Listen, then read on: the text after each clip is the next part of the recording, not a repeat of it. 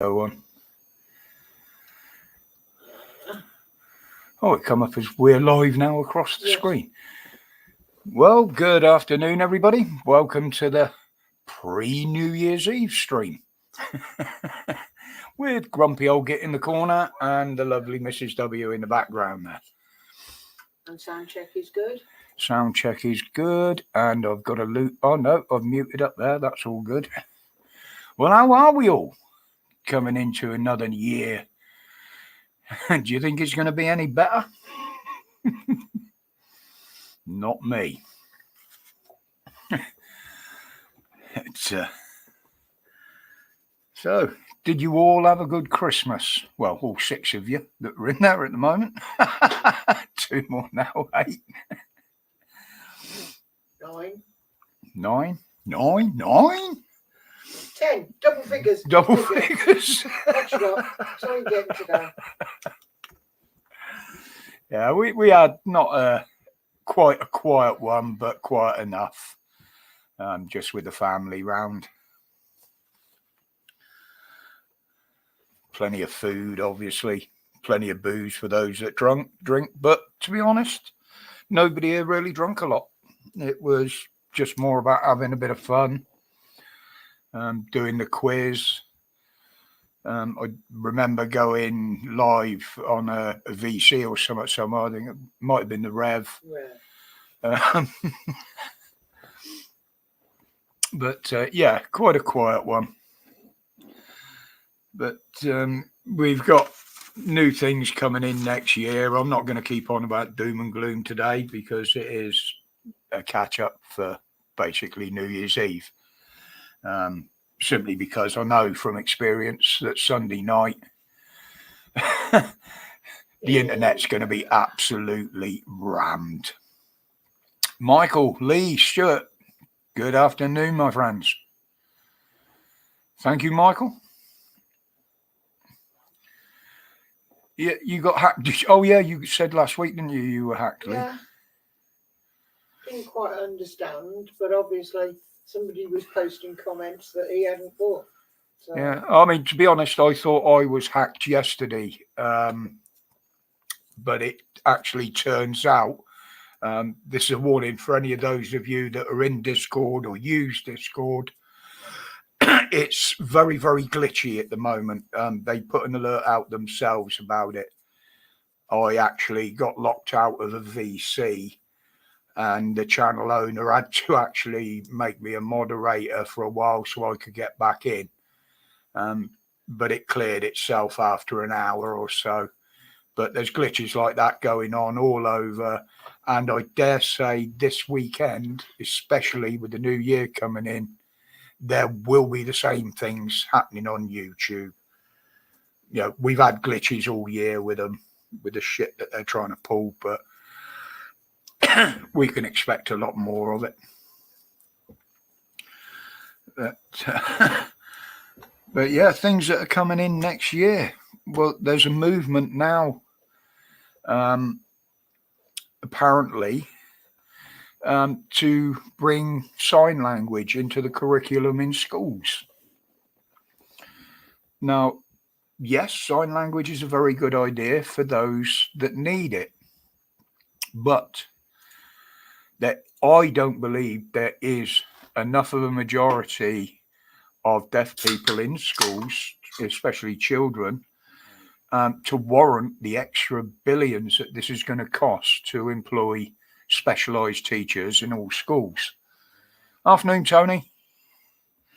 You know, there is... You can make it, sorry to interrupt, Tony. You could make a living being a signer for the deaf. Yeah. So, but have you got to go through the teaching standards college and all that sort of bollocks as well? Yeah. You know, you've got to do all of that. Which costs money. But it's just like learning French, German, Spanish, whatever. Why not? I would say if they employed one, if they needed it, I mean, obviously they want to teach the other kids to communicate with the deaf kids. But I don't think it should be taught as part of the curriculum. I might be wrong, you know. People will disagree with me, I expect. But I always give my opinion and what I feel about the situation. Like my situation and my feelings on Tim Martin, the owner of Witherspoons. It looks like he's in line for a knighthood. I mean, what the fuck? Getting knighted for producing and selling the cheapest beer you can in a pub? To me, that just shows the way this fucking country's going, to be honest. But he saw the opportunity of selling short-dated beer cheap. Yeah, and made absolutely. Took money doing it. Yeah, and it saved that beer going to waste. it's yeah. There's pros and cons for more or less everything that happens. But yeah, it just seems weird to me, and I think a lot of things are going to change next year. I don't think a lot of them are going to be for the better. I think we're going to struggle even more than we are this year. As I said in a video the other day, a lot of the support is going to be withdrawn. The taxes are going to be fucked around with again. They're going to change all those. The tax cuts are certainly going to change. Good afternoon, Jason. Welcome, mate. Yeah. Prices are still going to go high. All right, Rippy. I can only see one thumbs up. I can see 4. One of them was mine. You might have to refresh it, and it did that to me yesterday on I think it was Rev's stream. But yeah, prices are still rising, and the interest rate cut and the figures they give out on the economy, I consider totally bullshit, to be honest. All they're doing is playing it down to make it look like we're not in a recession, only heading for one. Well, I've always believed for some time now that we are in one. No, absolutely, Stuart. Absolutely, mate. Nothing they're going to do is going to benefit us. Hi, Moo. As I said, he made his 5 pledges when he got the seat, and he hasn't followed through on any of them. In fact, on most of them, he's absolutely failed miserably. But yeah, it is going to, Tony, and people are going to hit hard. Now, I said yesterday, I can't remember where it was, but there's a lot of new people popping up in streams and on channels and on videos and that now, putting out stuff that we've all known for some time. Now, a lot of people are putting these people down. Yes, it gets a bit much after seeing stuff that you've been talking about for a year or so. But good afternoon, Stitch. But to me, those people that are doing that because they're only just seeing it are a good thing. Because it means they've woken up. They're looking at the truth. They're putting a bit more out there so people can see. We, the only ones that know, we've seen it all before. But they're going to have friends that were in the same situation as them. They're going to wake them up. So let them get on with it. Don't knock them for it, because it is waking more people up. And I do believe that was the reason for a lot of the climb downs from the government this year, in particular, because more people are waking up. We won. Good afternoon, sweetheart. Glad you could join us. So yeah, they're all over the internet. They're posting things everywhere, but please don't knock them. They may have just woken up and they're waking some of their friends up, which is a big up and a big positive. Always will be. But then again, today, the main story today, obviously, was the gentleman that got run over and died. Still don't quite know the full details of that, but yes, Tony, it is a very good thing, mate. I've often moaned about it in my head. You know, look, dude, we've seen this all before. We know about this, but we shouldn't knock them because they are doing a good thing. There are people that haven't seen what we've put out in the past. They're just looking at today And if they want to show some more of the past, absolutely. There's plenty of videos out there for them to pick from. And they've got more information. They've got more fact than we had when we were putting it out. So they might even add some stuff to it that we don't know. Yes, Jason. I haven't seen a lot of this, but Resist. Hiya, buddy. Hope you're feeling a little bit better today. I know you've not been at all well. But yeah, we've all been awake for some time. Hopefully, through this channel, I've opened a few eyes that haven't been opened. I like to think I have. And to me, that makes it all worthwhile doing. Paul, good afternoon, mate.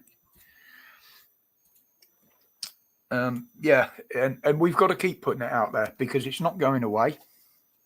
We've seen all the new fear campaigns that are fired up now, ready for the new year. The pneumonia, the re-rise of a certain bug that was going around. Although, in my opinion, it's just another strain, so it'd have lost a lot of its strength. You've got the annual flu, obviously. That's still out there. And we've got the other one going round now. What was it? Norovirus, wasn't it? Norovirus. Again, which has turned into an annual thing. There's no in the pneumonia. winter. The pneumonia thing has actually come from Japan, China, I think. And they're predicting a pandemic of heart problems and heart attacks, would you believe it? I mean, that's not a pandemic. But that's one, but I can't confirm that. It was just something I heard coming out of China. But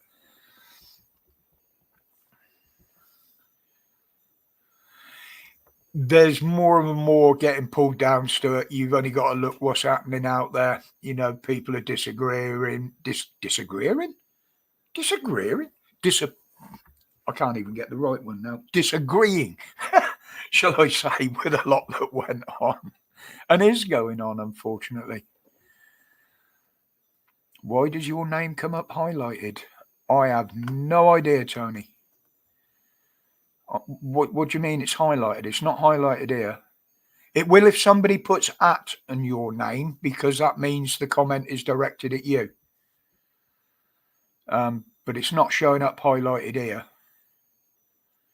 And it'll only show up to you highlighted if someone directs a comment at you and puts in the Like when I symbol. said hi.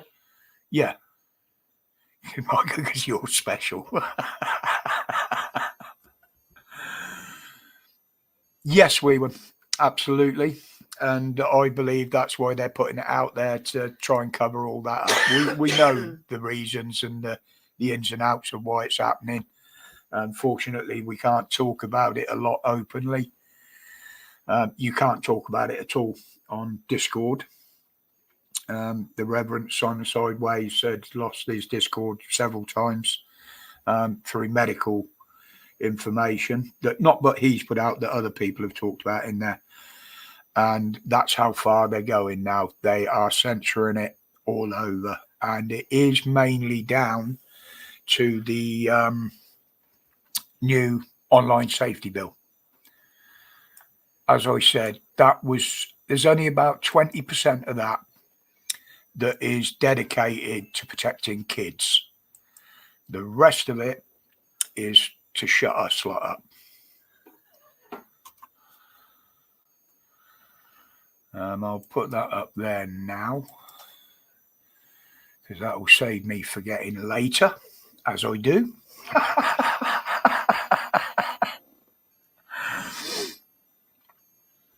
Yeah, you're right, Stuart. Ampersand.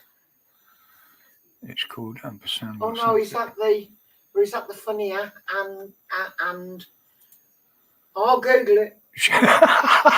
Leave it to the secretary.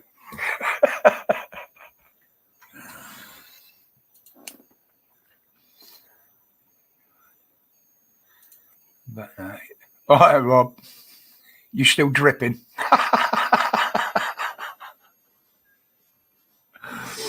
No, it's just the @ sign. I mean, there was a disappointing report come out today as well, from the police about the figures on anti-Semitic crimes and hate crimes. And they've seen a huge rise. Shock. But what they're not reporting is the anti-white crimes, anti-British crimes, crimes against our flag, crimes against our country, crimes against our very way of life, and crimes against the individuals. But there's no talk of that. They're not releasing any figures on that. Now, I think that's because we're that biggest turd stuck between the politicians' cheeks that they can't clear, and they can't implement their new world until we've been passed. That's how I'll put that. Where the fuck did that come from? Yeah, we are a turd wedged at the colon of the fucking government. Is that something to talk about on a Friday afternoon? I don't know. I love the fact that Lee thinks I'm special. Oh dear. You are special, my darling. You Very are. special. Very special.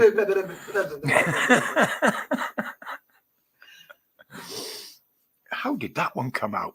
Fuck me. I don't know where that come from. I really don't. Yeah, we would, exactly. I identify as constipation. And the wokies are trying their best to be a laxative.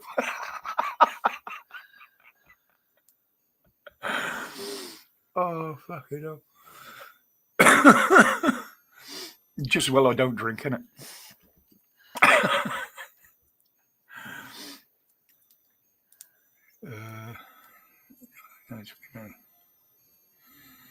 Yeah, exactly, Jason. They're only looking at all this from one side, and it's the side they want to look at it from.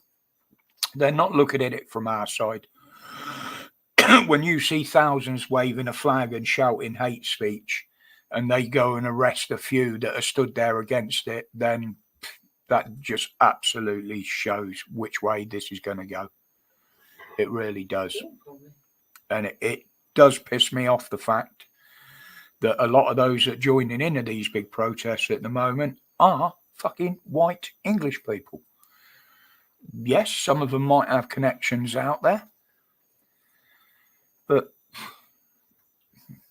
I just don't know what goes through their heads. Yeah, exactly, we will. Exactly. And they're boasting again now that, oh, none have crossed over the Christmas period. Well, no, because there's been fucking gales, storms, and all sorts up the channel, and they ain't going to get across. Good afternoon, local. Good afternoon. They may have set off, but they didn't get it. Well, that is actually another sad thing about it. Now, some of them have obviously tried to cross in bad weather.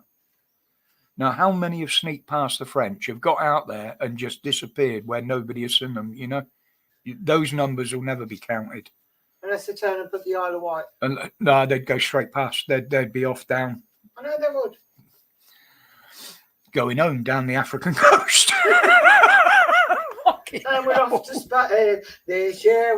Oh, I'm really setting the tone for this shit today, and I. Oh, come on. I saw the alert for it, Rob. I haven't actually had time to look at it yet. I've been doing quite a bit of work and things around here this morning. That's all you'll ever hear from me, Lee. I try to curtail some of my feelings and some of what I want to say, literally to protect the channel, mate, more than anything. If it offends somebody with some things I say, that doesn't bother me in the slightest. You can only take offense, you can't give it. But I try not to, and that's one of the reasons I don't do religion and that in here. It's because I can get a bit out of control, and my sense of humour isn't always for everybody at times. That's what the TV is designed for now, Lee. If you think about it, back even radio, during the Great War and the Second World War. Everything that came out of that thing, other than music, was propaganda from one side or the other, usually from both. Because don't forget, we were spreading the propaganda and lies back then as well from this country. But some of them did come in handy for certain operations, I will admit, like Operation Mincemeat and the Hidden Army on the South Coast and that. But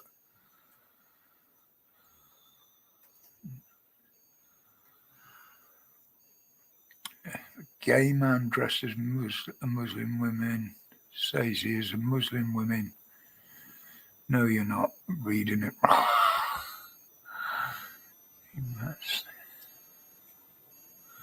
Yeah, the thing is, once you get that state influence in them, we won, like the BBC. I mean, they're getting, the reason they're still there is because they've been gifted that by the government. It shows it. You've got an ex-government now is the next one in line for the CEO. We know which side of the table he sits, and you can guarantee he'll use that influence once he gets in the chair. Absolutely. You know, hang on, got something coming in here. Worse.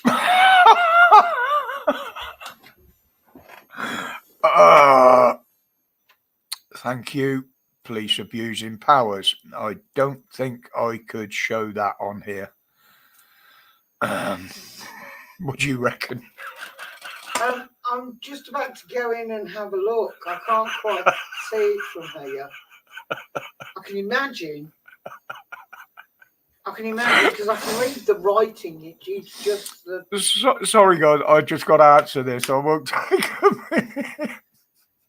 Dear Dan is sending dirty pictures again.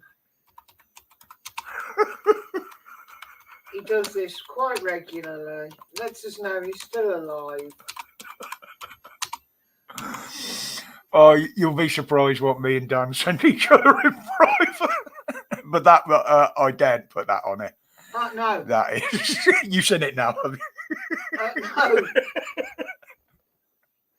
That's the sort of thing that he should be posting on that adult Facebook page that he's now banned from. That's only fans for the dead.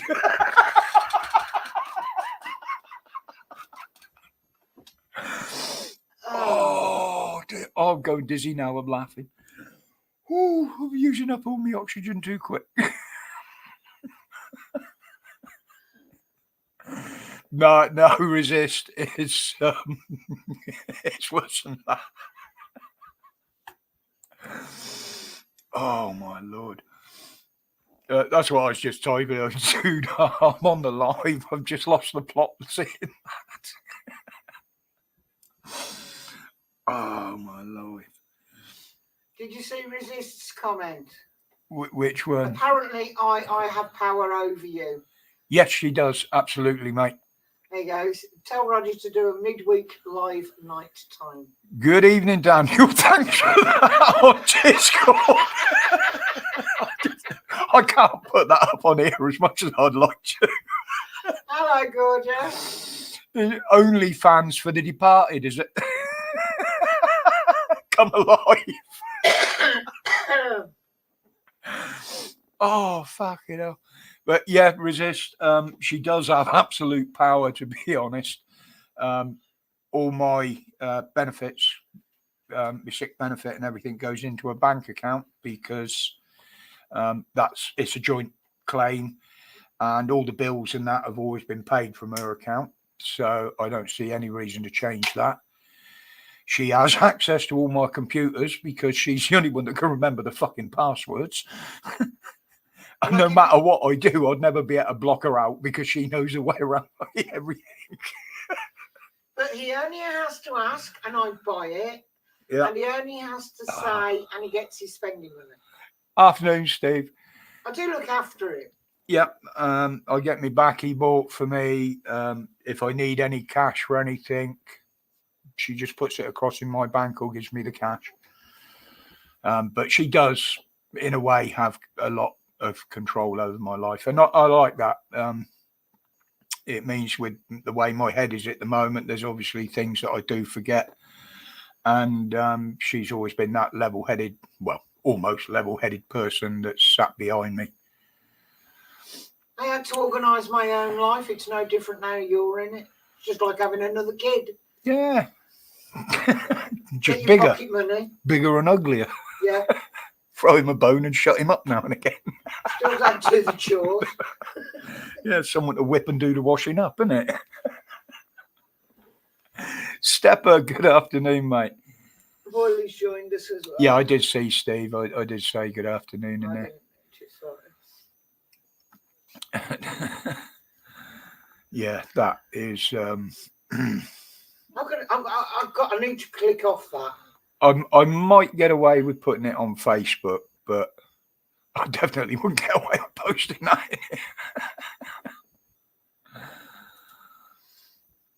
No, Lee. I openly said the day I started this channel, mate, I never ever want to make money from it.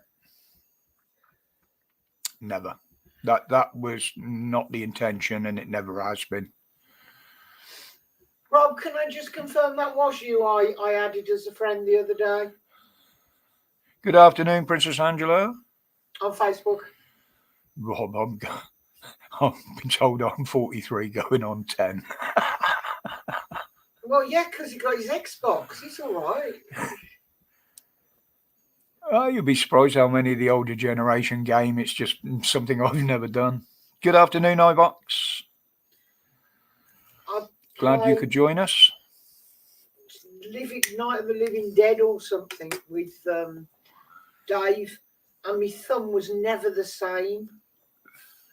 Oh, all right, different Rob W then on Facebook. Well, that's what you get when you look through the window when the curtains are open in a room full of us lot, and it looks like the living dead.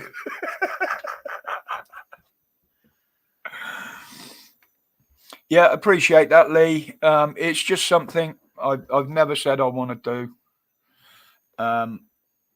Yeah, some of the bigger channels, they've got equipment to pay for. Obviously, you got internet bills. They use a lot more of that up.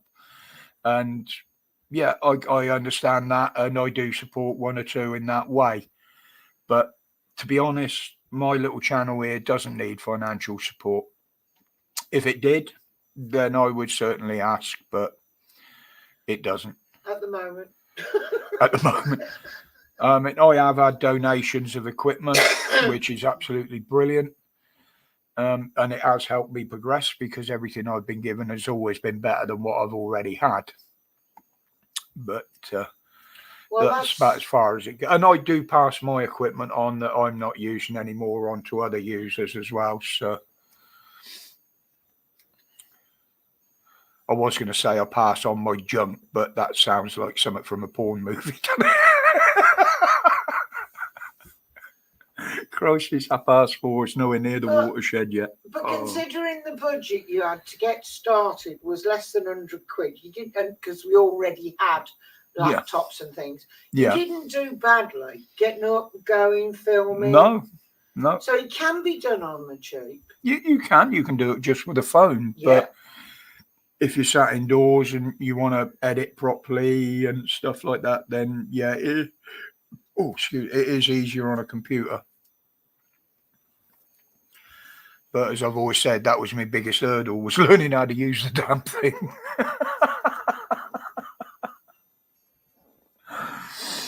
But yeah, I'm still learning. And I've always said, if anybody's got some constructive criticism about, what you think might improve it, might improve the way I present things, yeah, I'm always open to ears. I believe everybody should be. Ultimately, as you all know, as I keep saying, I run the zero tolerance. That's my preference. That's how I like to keep it. In my way, I feel I'm keeping you guys away from the shit and the drama and the hassles. And I will always do my best to protect people in here from that. We might not get as many people in because of it. I know we got 33 watching and there ain't that many in the chat. So, in fairness, I do know there are totally innocent people that sit in the back watching, as I've said before. Some of them are actually friends of mine and tell me they sit in there. But we've also got the other ones in there, but I don't bother with them anymore. I just leave them to themselves. It's like any wild animal. You feed it, it will keep coming back. If you stop feeding it, it will go away and eat somewhere else.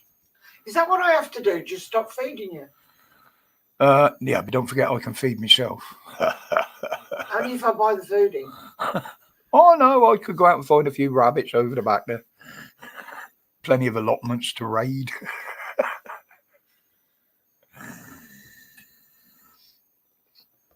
Thank you, Lee. Yeah, nobody was more surprised than me and her ourselves. We both decided to the fact that we were single and that was the way we were going to stay. You thought it might be a bit of fun? Yeah. I'd never tried 100-year-old Jack Daniel. No, and that was the first bribe to get you through the door, wasn't it?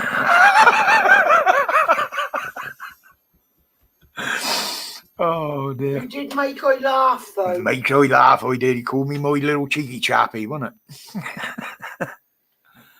Cross between Sean Connery and Mr. Tom. How could I resist? Don't try and do your Sean Connery. No, I'm not going to. My teeth are likely to fall out. Yeah, rabbits are all right, Lee, but you can't sustain yourself on them for too long. They just haven't got what the human body needs to survive on their own. They have to be supplemented quite a bit. It's just protein. You can't live on protein alone. There's no fat. No. Whereas other meats will give you protein and fat. And besides that, if you're a big eater, you're likely to need two of the buggers. No, Rob, my cupboard's full of it. She likes her malt, Rob. The older, the better. I like a double single malt. It wasn't a cross between Mr. Bean and Chubby Brown. A bit of foundation in it. See, now I can cure that. See? Boom. But it sits me in the dark. So what I'll do is I'll turn it down. There you go. Mood lighting. But see, it doesn't affect you as much as me now because you've actually got them little wispy bits there, haven't you? Mine's very thin what's there, so of course the light goes through it, and being grey, it reflects the light more. I have told him, Dan, that I will do his makeup for him before he goes live. That one's not too bad. If I have the front one on a bit more, look. But that one's even bloody bright, isn't it?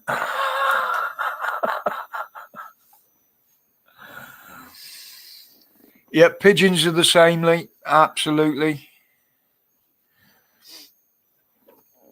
I like a bit of game. Yeah, I like a good game. Yeah, you little action man, and you got the realistic hands and everything. Realistic gripping hands. I'm gonna get my action man made of me. I'm the retired general sat in the office. Distinguished. But I always found it funny how they made Action Man the same scale as what was it? Not Cindy, the other one. What was the other one? What? Tressie? Oh, Barbie. Barbie, that was it. What's wrong with Tressie? I never heard of that one. Her hair grew. No all capitals, please, Lee. It gets flagged up, mate. I'll let that one slide for now. Yeah, he's caught the caps lock. But yeah, no worries. I do look like an action man today. I looked in the mirror. You in that hall of crazy mirrors, Dan?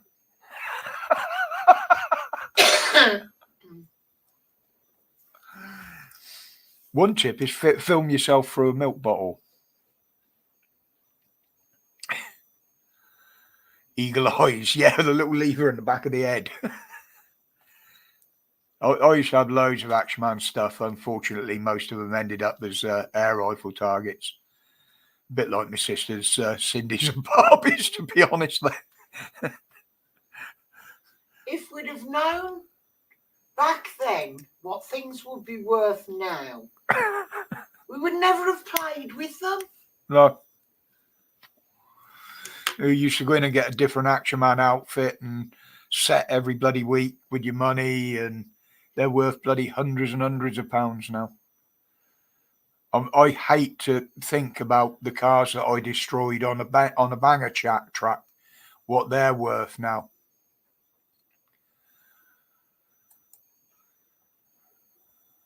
And someone with that name is definitely not coming up on the panel. Thank you very much. Bye-bye. I knew we'd get a few in today.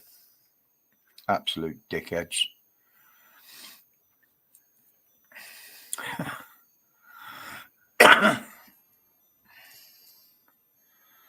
Don't need a crazy mirror to look an odd shape.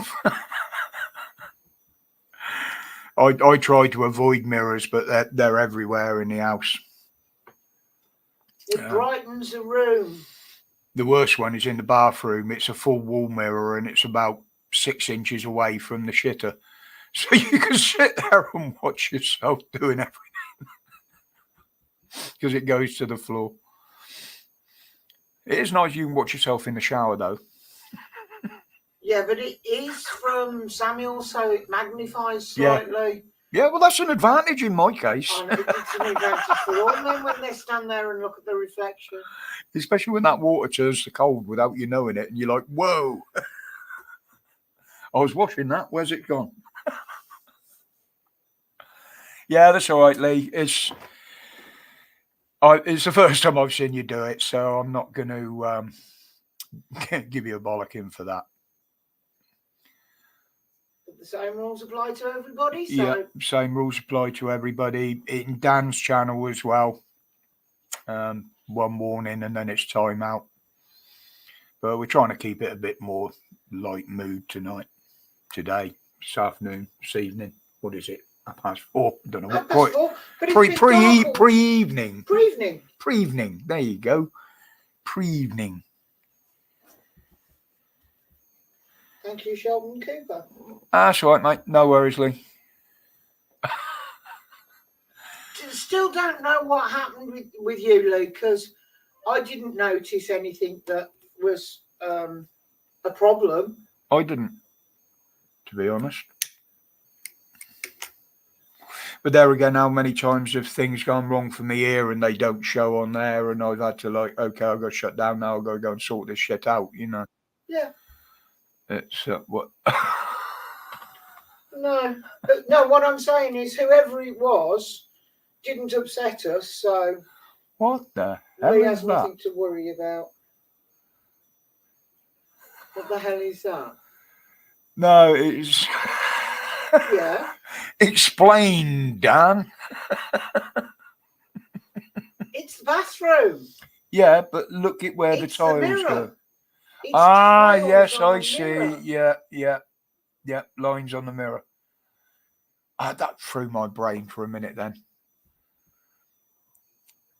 It weren't until I saw the bigger ones this end. Yeah. But a good photographer gets himself out of the shot with ones like that. No, it proves it's him. He hasn't just... That's pretty spectacular bathroom and mirror. I don't think I could live with them, but they are pretty spectacular. All right, and Lee, if you're off, mate, appreciate you dropping in. Have yourself a good New Year's Eve, and I can't promise you a better New Year next year because I don't think there's one ahead for us, but make the best you can of it, buddy.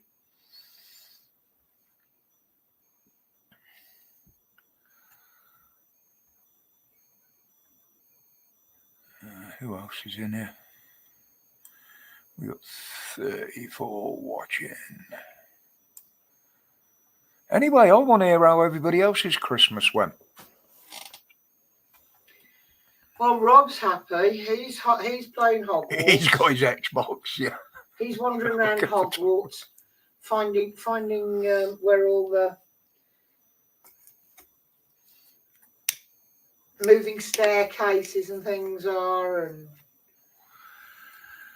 Well, I get the same main present every year, and I always look forward to it. And that is waking up on Christmas morning and seeing Heather still there. That makes my year. So what to do next year? Get up before you. You're totally confused me. Go and hide. If I go to sleep before you, go and sleep in the spare room so you haven't even disturbed the bed. You would, at 2 o'clock in the morning or something stupid, you would be running around the house shouting my name, wondering where the hell I was. Oh, it is. If he goes off to sleep in the chair, and I decide I'm going to go upstairs and do something, when he wakes up, he's like, "Where are you?" I fell asleep here one afternoon in my chair, and she'd managed to sneak out shopping and got back before I'd even woke up. And I'm like, "Whoa, where'd you go?" Didn't know I was, Lee. Oh, she's a cool woman, dude.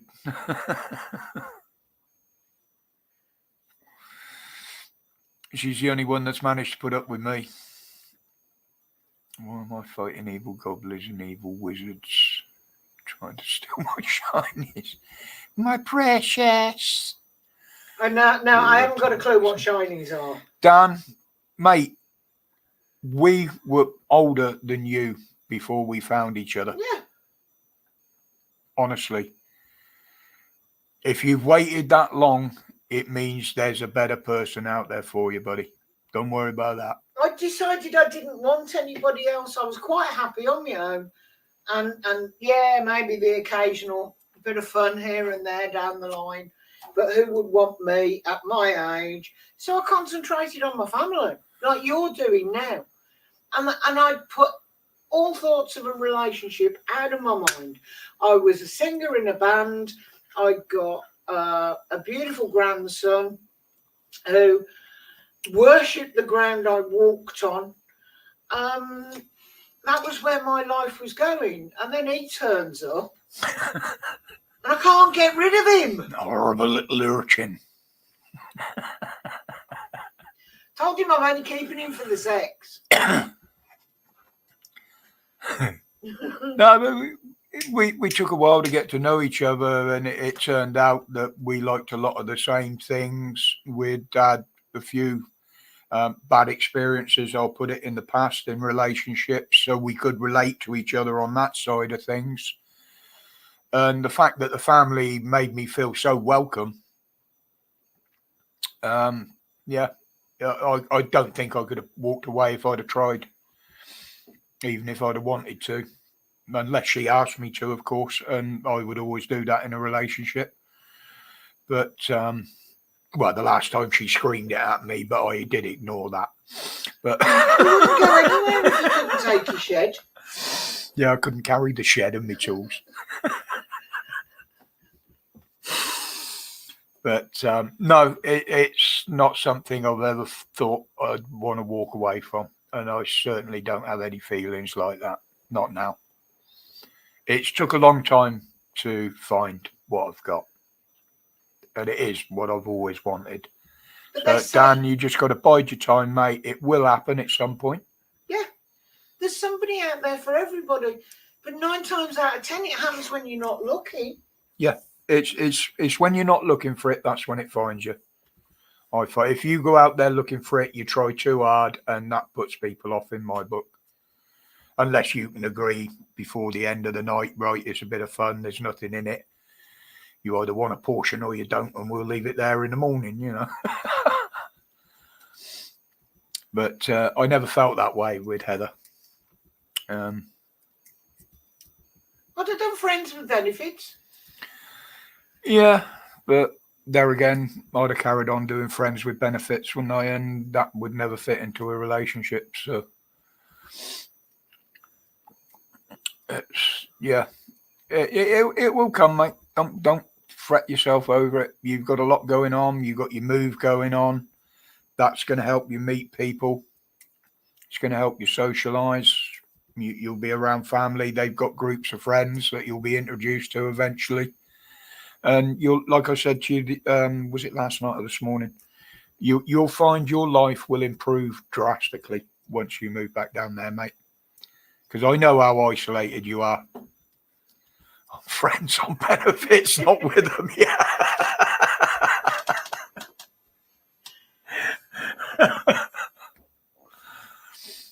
But the thing is, I mean, no disrespect to, because it's not most women, but there are women out there now that are just turning that woke that not only will they never find a partner, I believe they shouldn't, because they shouldn't be allowed to breed.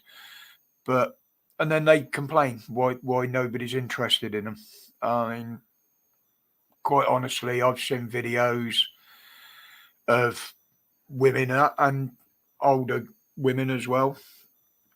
And they've come out with so much fucking wokeness, and some of them are absolutely gorgeous. And I would literally walk away from it.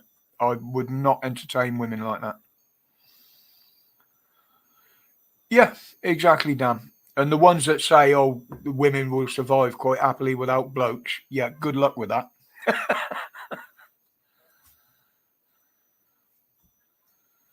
Given Bunny and Josie asked the question, who's funding it? Part of the issue with the phones, well, it's the government, us, that are paying for it. But the government do have control and access to all those phones, I believe. Whether I'm right or wrong, I couldn't say.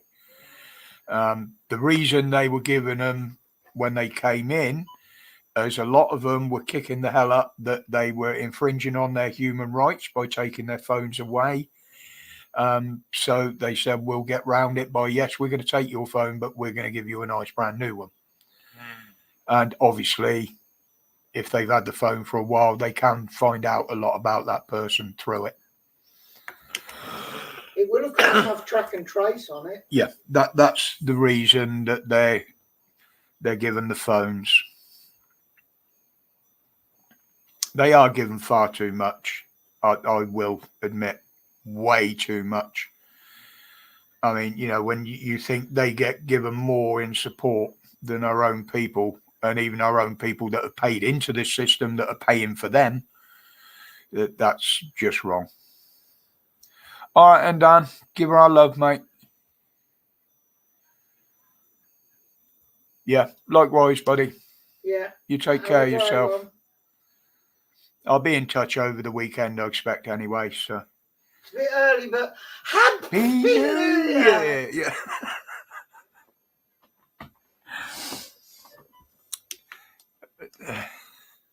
Oh, hello. What we got up there? Oh, that's that one. Oh. Right, I can cancel that. Yeah. Before anybody asks, Holly she may drop in, she may not, but she is concentrating on herself at the moment. She's got things going on. No, nothing nasty. It's all good. Very good, in fact. But she's concentrating offline on herself and family and friends. And she has a new channel that she's working on. Again, another one? No. She's got ASMR. Yeah, the link's in the chat. Yeah, and she is doing a lot of work on a new channel as well. If you look under my videos in the week, there is a link into there, ASMR with Holly. She is taking a lot of time to do work into that one as well. Yeah, take care, Dan.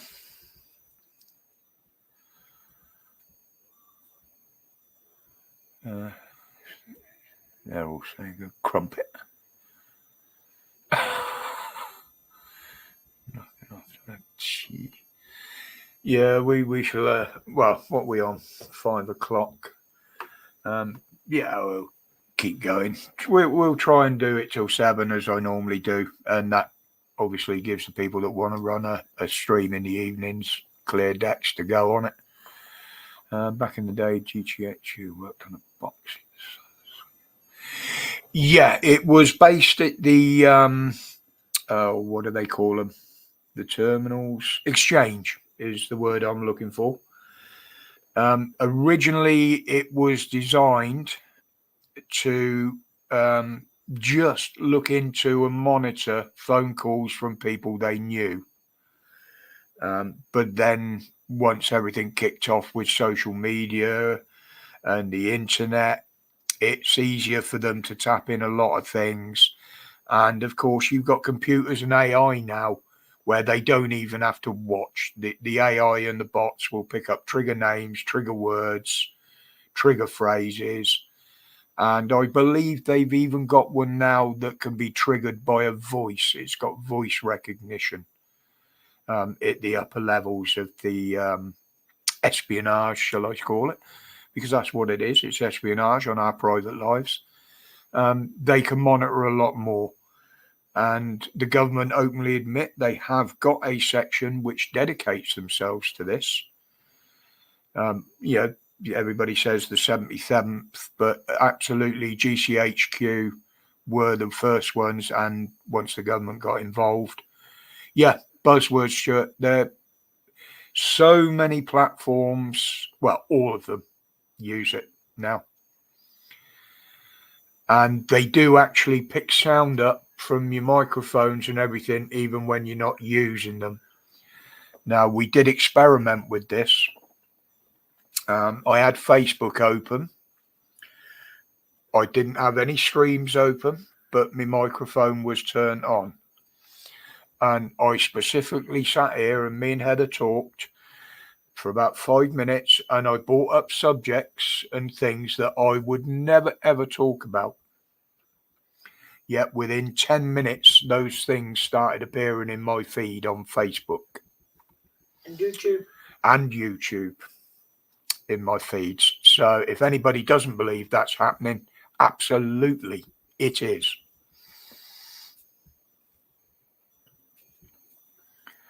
A girl at work got herself one of the Huawei phones when they first came out. And she was saying it didn't matter what they were talking about, the images would come up in her feed the next day. Yep. And that is everyday life in China. And as we know, Huawei, that's why they were banned in America. Yeah. Because of the trackers and listening devices, you know. We just sat there going, Mankini, Mankini. No, exactly, Highbox. And the thing is now, of course, the police have come out and said they've been using facial recognition cameras all through the protests and that. Well, those of us in the know knew that anyway. They weren't just filming people. They are facial recognition cameras. That's why the guy follows him with the backpack. That's got all the hardware in it. Yes, Stuart, it does happen on here, and they can actually use facial recognition off of here. And it doesn't need to be the whole face. They can even pick up the way you walk. If you're walking in public, they'll pick up certain traits on that. You're not got a limp. You can limp on the other one. Don't be confused. Not me. Wasn't me. I was going to say I'd lean the other way then, but that just makes things sound worse, doesn't it? Wrong. Just wrong. Absolutely. But yeah, we all know we're monitored everywhere we go. And who's saying that, they can pick up voices off the phones off here, and they could still use that for voice recognition. Funny how all the WhatsApp messages and that disappeared from the government, wasn't it? Even down to some of the phones going missing. Ministry of Funny Walks. Yes, Jason. I'm not going to do it in here, but I can actually do one or two of those that John Cleese used to do. I just find it easier to slap somebody with a fish. You'd probably cripple yourself now trying to do some of them silly walks. Well, I could see you trying to do them. The first thing to do is your hip's going to come flying out, isn't it? I didn't say I could do them. Oh, dear. Just put Revs on, put face. Yeah, I'll go and have a look at it in a bit. He was on VC earlier. We chat most mornings. Him and a few others. But yeah, they've, you look at the Chinese with the films and that, you can see them, they walk in shops and they're paying for stuff just by looking, It's surveillance gone mad. And now technically with phones, Siri and all them, what's the other one called? That you speak to and it does everything? Alexa, that's it. I mean, them things, people have got them things in their own. I just would never have one near me. Girl down the road is pre-mechanical. Her one of her kids is Alexa. She's older than the machine, but I think they also have an Alexa. So it's great fun when they're telling her to shut up. Because then they have to tell her to put the radio back on. The best ones I've seen is ask them who they work for. Oh, look at that. I've just had an alert nearly an hour into the live that I've just gone live. Thank you, YouTube. But yeah, people keep saying, and I used to say it, 1984 is coming. Well, you've only got to look what's in the film and the book 1984, and basically a lot of it's here. Yeah, that's what I mean, Stuart. I mean, I was pulling subjects out of the air. Stuff I've never even thought about even. I certainly haven't posted or discussed or debated. I was just throwing words in there of items and situations. And like yourself there with Temu, up they started coming. And literally, I only done it as an experiment because people had kept saying about it and what have you. And I thought, well, let's try it. I thought it might take a day for it to start coming up, but 10 minutes. Ridiculous. And that's how they catch people now. Every other ad I get is Temu. Oh, I know. I wish you could turn them off. I got a right itchy tit. Sorry. But the back scratcher just won't do it. Oh. Yeah, it's like there is only certain genre of films and videos that I watch on YouTube. But again, I'll mention a different video, or I'll mention another. Say I watch a lot of motor racing. Now, I've never mentioned, shall I say, hockey. Now, I wouldn't be at all surprised if later on I go in there now after saying that all of a sudden I get some feed for hockey and stuff like that. Yeah, it was, I mean, for me, it was about 5-10 minutes. Once I started saying it, I was watching the feeds because, we weren't even bothering with the internet. It was just turned on and then it started coming up. But it does show how closely they monitor, and it's not always by bots. It will be.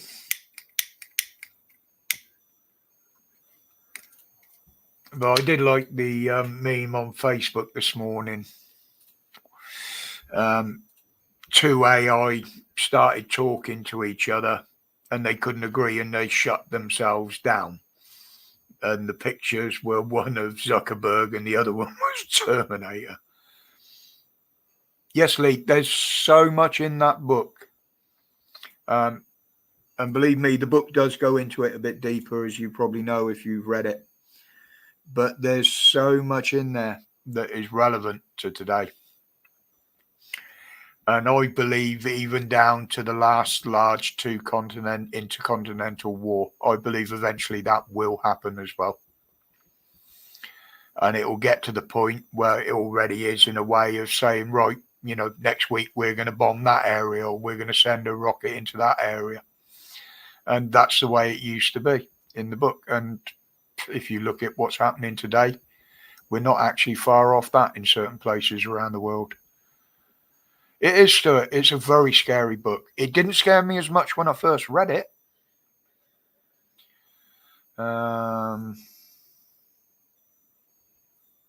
Who told you that? Stitch. Okay. If you can get some details on that. Don't worry, I'm messaging. You're on it. Okay. Thank you. But yeah, I've actually got a paperback. I think it's second edition, that a collector's one that Heather bought me a few years back for Christmas in my drawer here because I lost mine. She also got me the CD or DVD of the latest version, the new one, with Richard Burton in it. And now that one, it's a slightly different story to the original, simply because it's set in a more modern setting. It was brought up to date. There was like helicopters in it, but it does show the horrors and more in depth of what that situation could mean for us, if you know what I mean. It was better filmed and produced. John Hurt version was. Yeah, the John Hurt. Yeah, that was the second version, wasn't it? Yeah. But the two first versions with John Hurt and the other one, the original one from, I think it was 1953, are both available on YouTube, funny enough, but the newest one isn't. John Hurt version still makes money. Yeah, absolutely. And I would say over the last few years, they have had a lot more viewings on them as well. A hell of a lot. Well, people are talking about it because it's like Gene Roddenberry it told us about tablets and mobile phones and communicators. Yep. Lasers. And as they started to happen, then Star Trek becomes more realistic, or current life. But when people go, hang on, this is 1984, it makes people go back and look that somebody so long ago could have foretold something so accurately. Well, look at the Mayan calendar and Nostradamus, and some of the stuff they predicted. It's very uncanny that somebody could be so close. It's also worrying. I mean, the original Animal Farm, the book Animal Farm. I have seen another version of that, but that's illegal, and we won't go into that because it absolutely disgusted me. But a lot of people didn't realise and see the message in that book. It took people time to cotton on to it, shall I say. But now they're seeing the message, Original version, I can't remember who played Winston. Yes, Donald Pleasance was in the original one, Stuart. I can't remember myself who played Winston Smith now in the original. The second one was John Hurt, but I can't remember the guy's name. There's even a colorized version of that online as well. Yes, that's where he got most of his ideas from, Rob, was the communist and socialist era, shall I say, back then, what they were up to. But it's just so uncanny how much of it has almost become reality. A lot of it has. No, I find that very disturbing in one way. But there again, there's a lot of stuff out there that disturbs me. Apparently, I disturb a lot of people, but there you go. If you relate to yes, Stuart. The most recent one I've seen like that was the clip from the film Ants, where they say, shh, don't say anything because collectively they could beat us. They've got more. And this is what people have got to realise. We're in that position. We are the majority, but nobody's doing anything with it. Just very few. And we will be reduced even further the longer we let it happen. And that's why I say I'm not slating anybody who's just seeing what's happening and trying to catch up and putting it out there, because they're only doing a good thing. You know, they can help the people that wake up after them. In the Bleach Demon, good afternoon. In the 1956 film, Smith was played by Edmund O'Brien. Edmund O'Brien, there you go. That was the original actor who played Winston Smith. In the films. Yeah, in the films. The first actor to play the role was David Niven on radio. Yes, I do remember the radio thing. Then I read Richard about Woodmark, that somewhere. Then Eddie Albert, then Peter Cushing, then Vincent Price, then Edmund O'Brien. Yeah, well, Vincent Price had that sort of voice for a thing like that, didn't he? Then Patrick Troughton, Gary Watson, John Hurt, and Christopher Eccleston did a radio dramatisation in 2013. Yeah, I've never heard any of them later ones. Well, if you've read the book, you know what happens. Well, yeah. It's like War of the Worlds, isn't it? I mean, I love listening to the soundtrack, but that's because of the music. Yeah. Thunderchild. But even that's a possibility if you listen to some quarters, isn't it? War of the Worlds. I mean, you got, what was that thing they launched yesterday? A space plane? Something to do with spaceport, the defense from America. I mean, there's always been the theory they've already got a base on Mars or a base on the moon. Personally, if I see the evidence, I'll believe it. But it is certainly possible. You just don't know. They've kept so much from people under the guise of not wanting to panic us. And some quarters are even saying that's going to be the huge announcement next year, is that extra testicles, as I call them, have been here and been here for some time. And yes, that's where a lot of the new technology come from. Again, it's a conspiracy theory. It's people just starting to put these stories out there. But reverse engineering would explain an awful lot of stuff. It certainly would, especially on how quick it seemed to be developed. Yeah. No, they kept saying a few years ago it took years to develop, let's say, a certain procedure that a lot of people were persuaded to take. Yet now, all of a sudden, in the last 3 years, they've started developing for just about everything and anything, and they're doing it in weeks. Don't cut with me. That's not the way things move forward. It's moving too quick to be true or safe or right, as far as I'm concerned. Yeah, Stuart, it's just one of them tracks. And the other thing, I absolutely loved the artwork on the album. That was amazing in its day.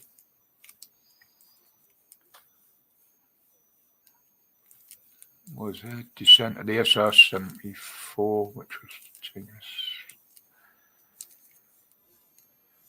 I know they were testing at high altitude and high speed one. What was it called? Aurora, I think it was called. But like I say, ultimately they've clamped down with security and everything round it by now. And you just don't know what they're throwing up there, mate. You can't believe a word from them.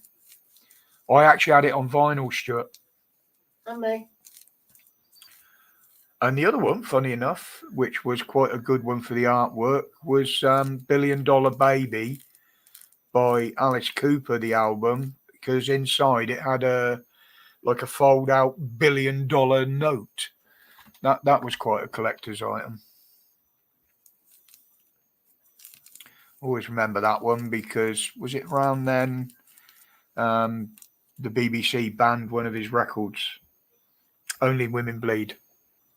They actually banned that one. How do I keep all this use of information in my head yet I can't remember what I put down or moved 5 minutes ago? Because your head's full of useless crap. I really need to have a defrag in here. I really do. With all this new information I'm getting in now. Delete. Yeah. I end up with a fucking head fire. It's too much. Do not compute. Emptying the recycle bin would be a start. Yeah, but it never stays in the recycle bin. It keeps getting dragged out. That's just the way my mind works, isn't it? Something will trigger a memory, and it worries me at times. Yeah, I think you're stuck in the archive drive. It really does worry me. So I'm just having a look, see what's going on elsewhere out there. Loads of stuff going in there. But we'll stay on that one because that's my personal contacts. Right. Yeah, well, it weren't so long back, Rob. They took the SR-71 out of commission. And it was like the old U2, wasn't it? Yeah, the big one, Gary Powers, got shot down. But there was actually, I think it was 5 of them got shot down, including one being flown by a North Korean pilot, if I remember my history right. But that was never publicized. It's like the first Concorde crash wasn't a British one, it was a Russian copy. But that was down to health and safety as usual. The Russian pilots thought they could fly the fucking thing at the air show like a fighter. And they couldn't. So they killed, I think it was 17 press and visitors on board or something.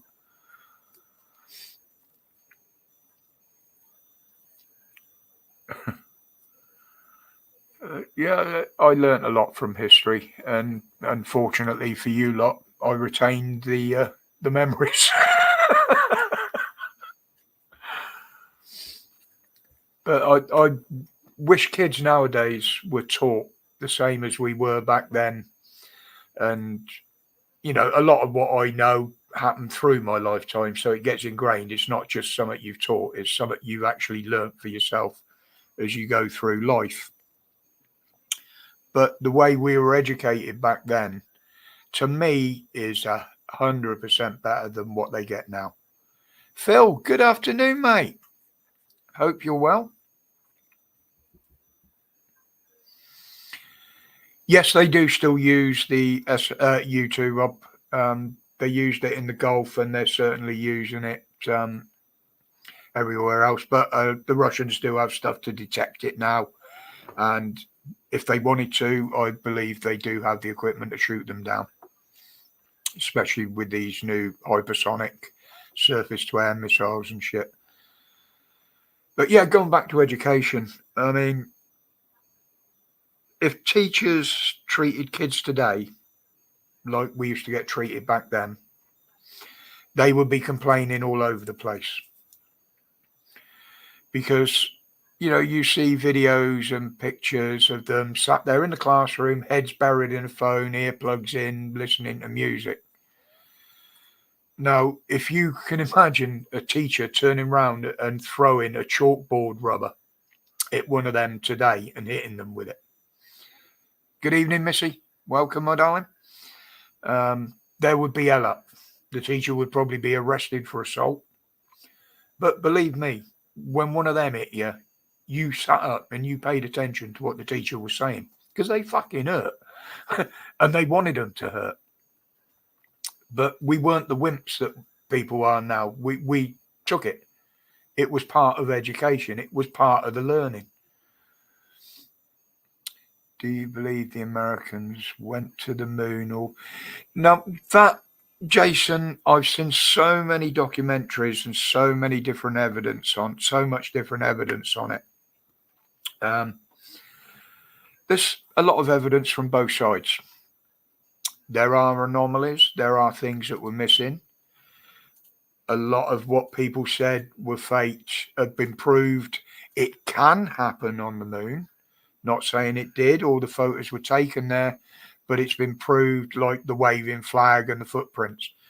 With the makeup of the moon and the atmosphere on the moon, yes, those things could react like that on the moon. Same with the lighting. The moon reflects light.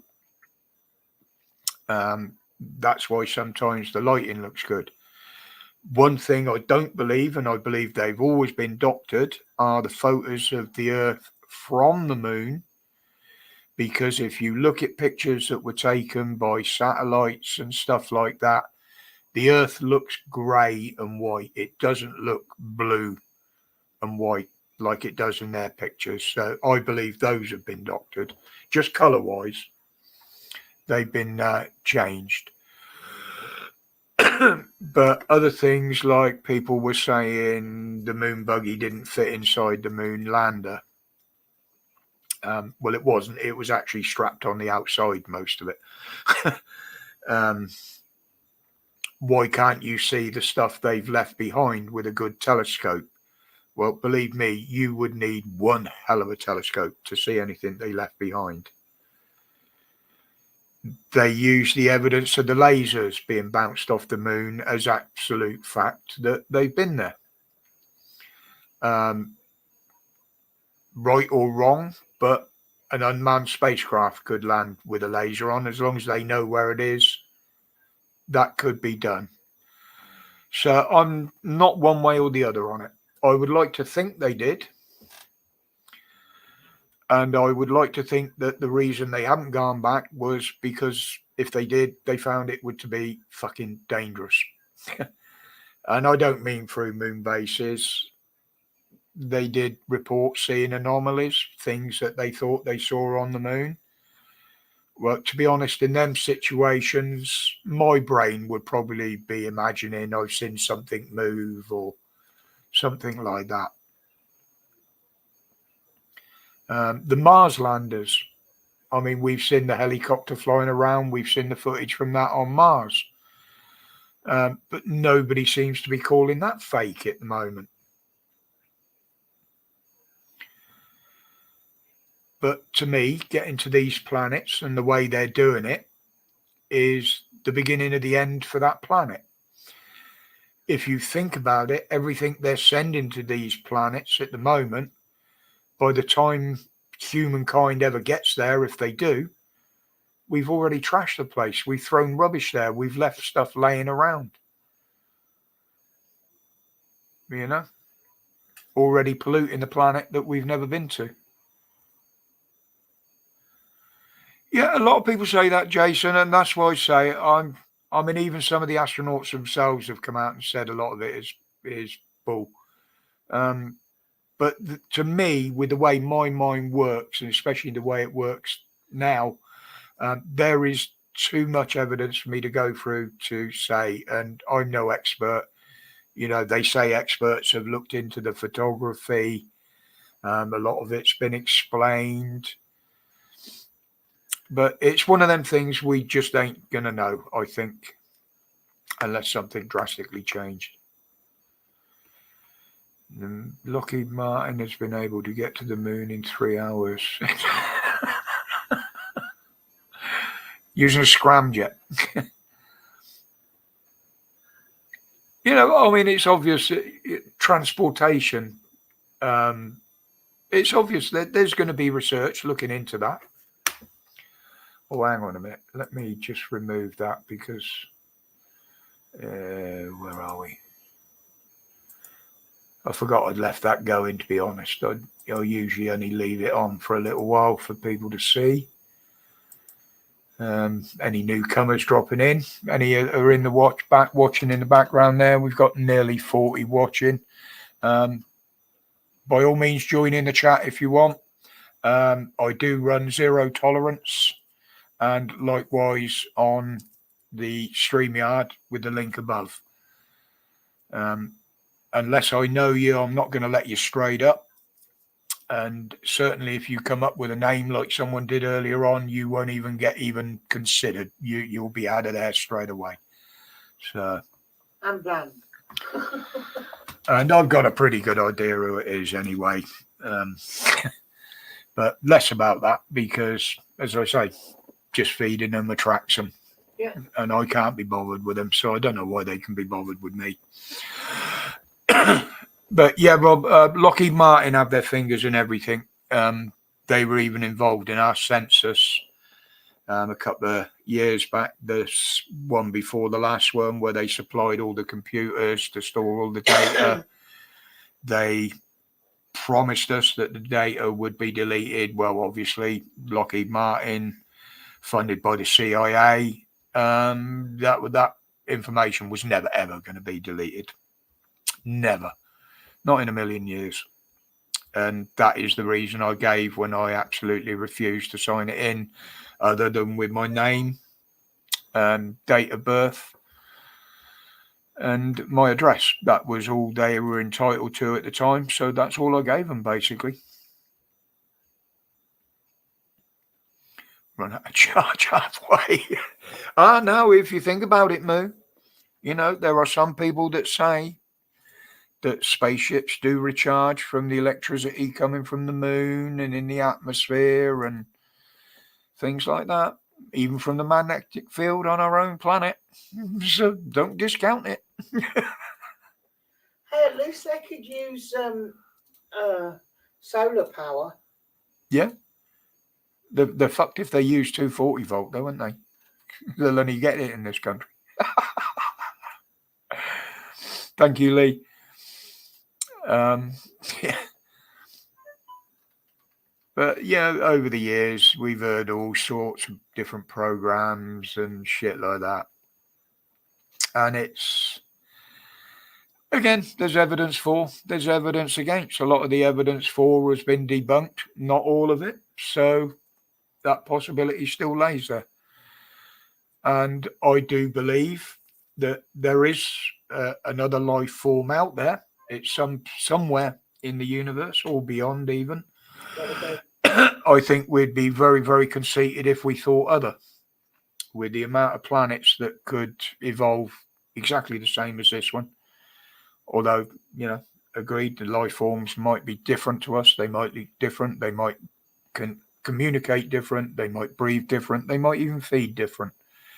But I do believe there is some form of life form out there. Whether it's been here or not, I can't prove yes or no. But if it's an intelligent race or an intelligent being, to be honest, if they took one look at this fucking shithole of a planet, I think they'd just shake their heads and drive straight on past. And I think that's exactly what they've done. They've come and had a look and gone. Had a look and say, yeah, we'll give them another 20 years, come back, see if they destroy themselves, and then we'll look at coming in. But no, I believe anybody that doesn't think there is life out there somewhere in the universe, considering it's expanding at a huge rate all the time, there has to be. And I think you'd be conceited if you didn't believe that, or at least the possibility of it. It's, look at the evolution on this planet, how long that took. Well, those planets that we're actually seeing now, most of them don't exist anymore.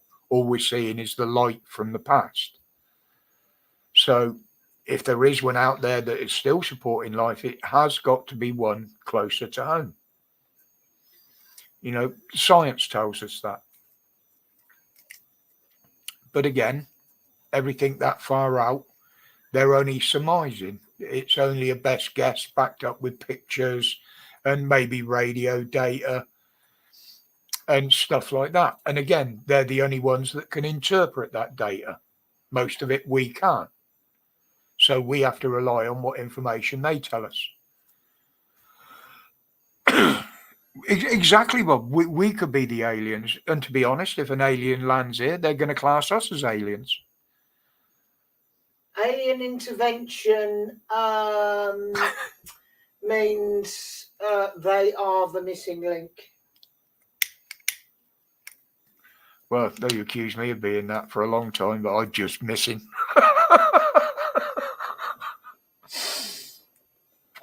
But there again, you get someone from another country that comes to this country, they call them a foreign alien, don't they? You know, alien just means an unknown quantity, an unknown item, person. Yeah, we could be the product, like some people believe, of a great experiment from an alien race or an ancient race. Absolutely, we could. We just don't know.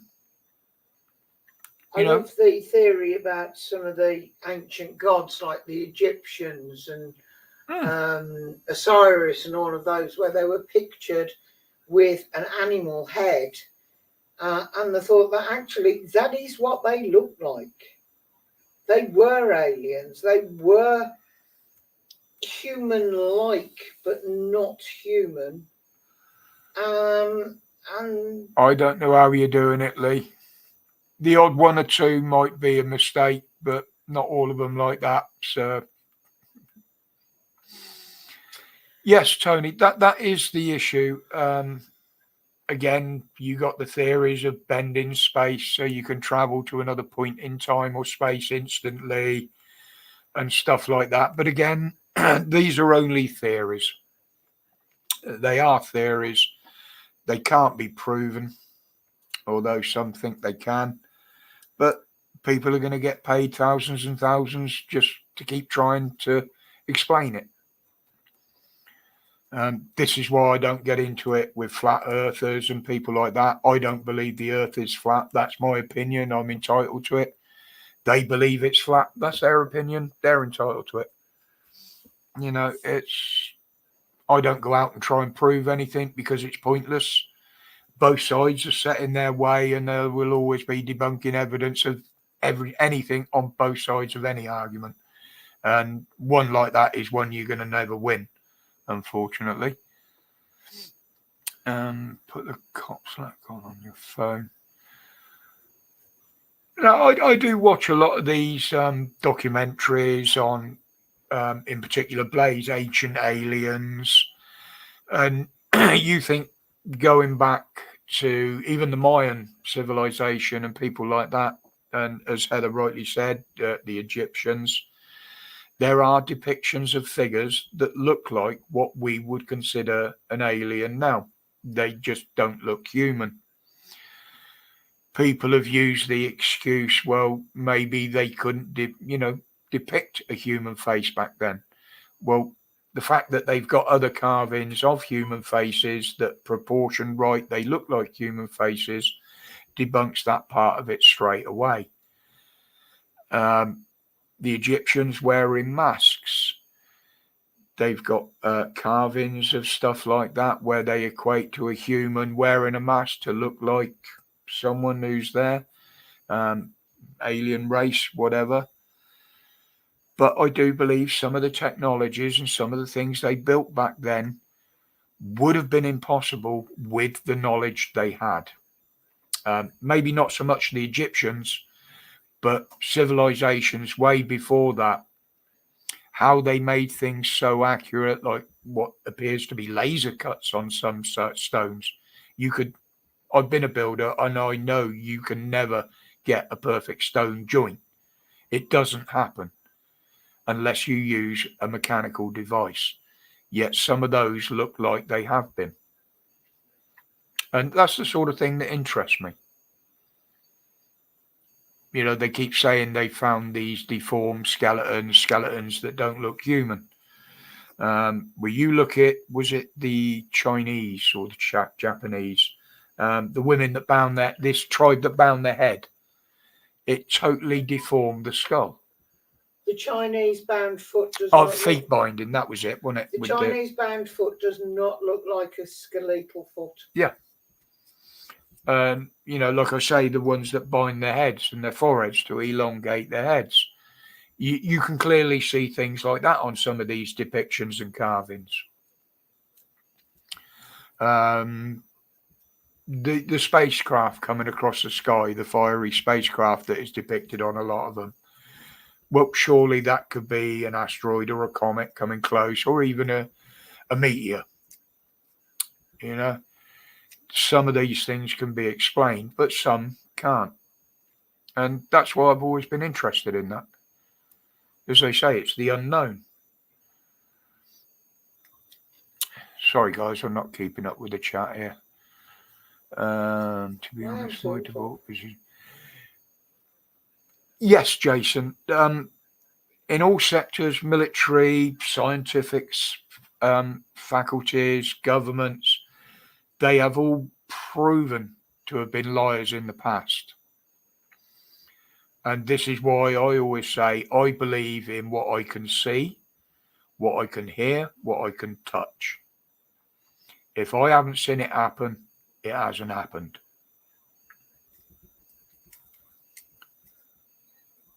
Call me cynical. I don't know. But that's just the way I am. I'm a very curious person. And if I decide I want to look into something, I do look into it when I've got the time. But, and I probably there's many people out there that feel the same as me and that do exactly the same, I mean, a very good online friend of mine, he's that good a friend, I can't remember his fucking name now. He's gone straight out of my head. Hedden. What used to be Hedden Enterprises. No, he loves his astrophotography. And he had a clip that he got some time back, and it was actually picked up by not National Geographic, Discovery Channel, and they used it in some of their programs. And it recently serviced again on Blaze, on one of theirs. And what he'd filmed was something leaving the surface of this planet, going straight up at very, very high speed.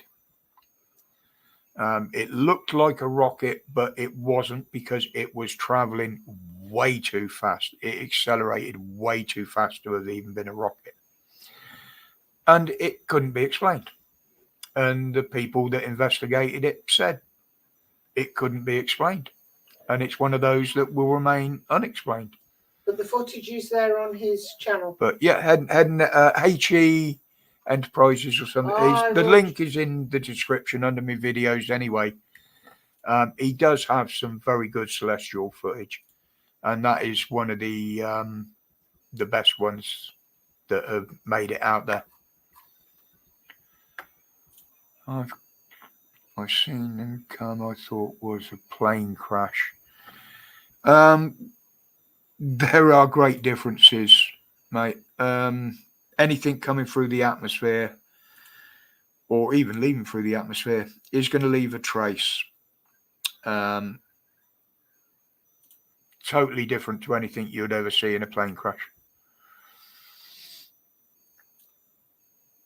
Some of the most amazing ones, and I find them quite mesmerizing, the videos of SpaceX taking off when certain atmospheric conditions meet, and the actual effect from the exhaust and the patterns and the glowing lights and what have you on that, they're just absolutely amazing to watch. And that's what made me think of the War of the Worlds artwork with the big glowing spaceship, because there are ones on there from SpaceX that you could almost take that as the same image, but rather than being a drawing on an album cover or a painting, it is actually something moving above the earth, and they are quite amazing. It's HE Media, isn't it, Hedden? HE Media, that's it. There's a link. Yeah, if you're interested in things like that, he used to do a little bit of auditing as well, film in his local area and such. Real nice guy. But if you're interested in things like that, he does have quite a few videos up there. Talking of online friends, sadly, Mr. Jay Goose passed away on Christmas Day. Jay Goose. Do I know that one by another name, Jason, by any chance, mate?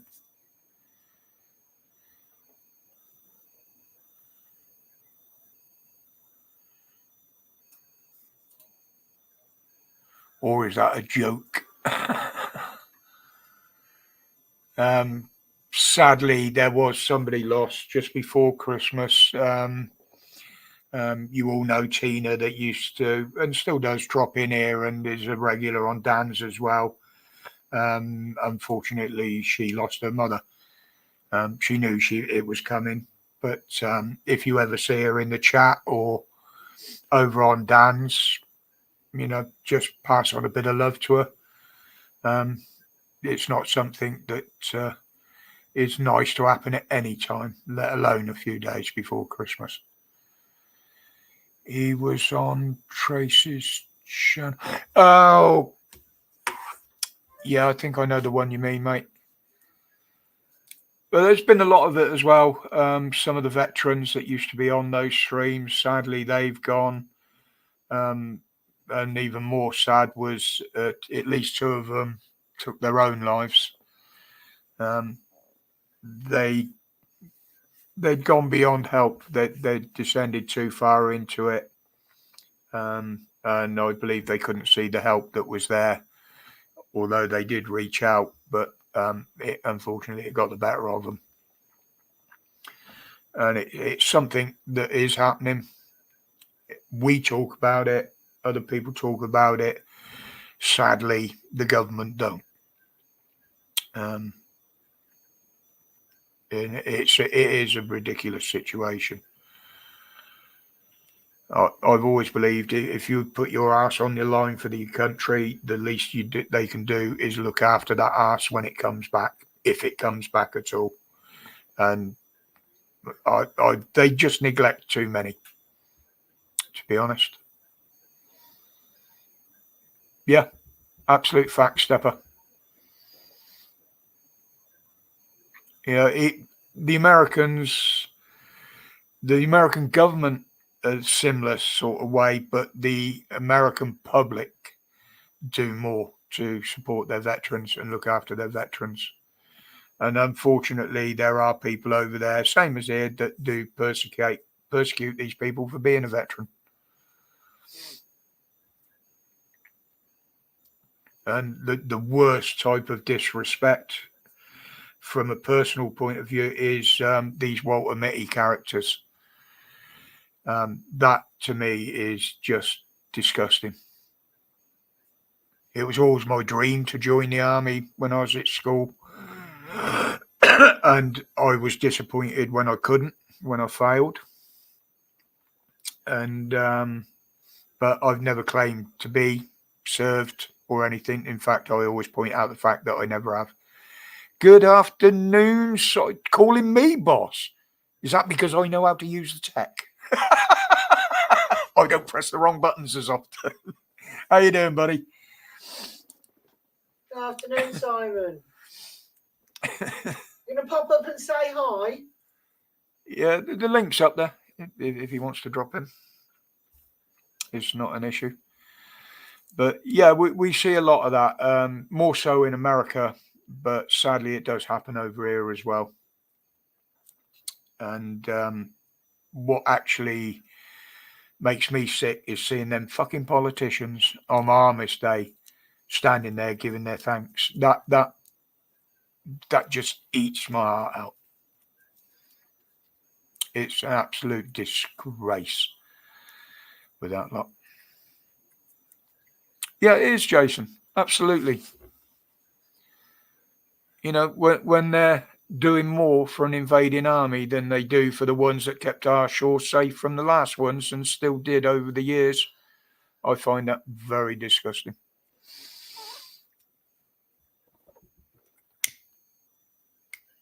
But anyway, who's going out partying New Year's Eve? I mean, we're not.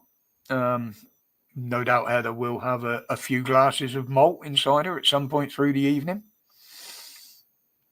But we don't go out partying. And to be honest, New Year's Eve was always a busy night for me because obviously working on the doors, triple time and all that, double the hours. No, you're going live, are you? But you because you will be live. What? Oh, have you been drinking?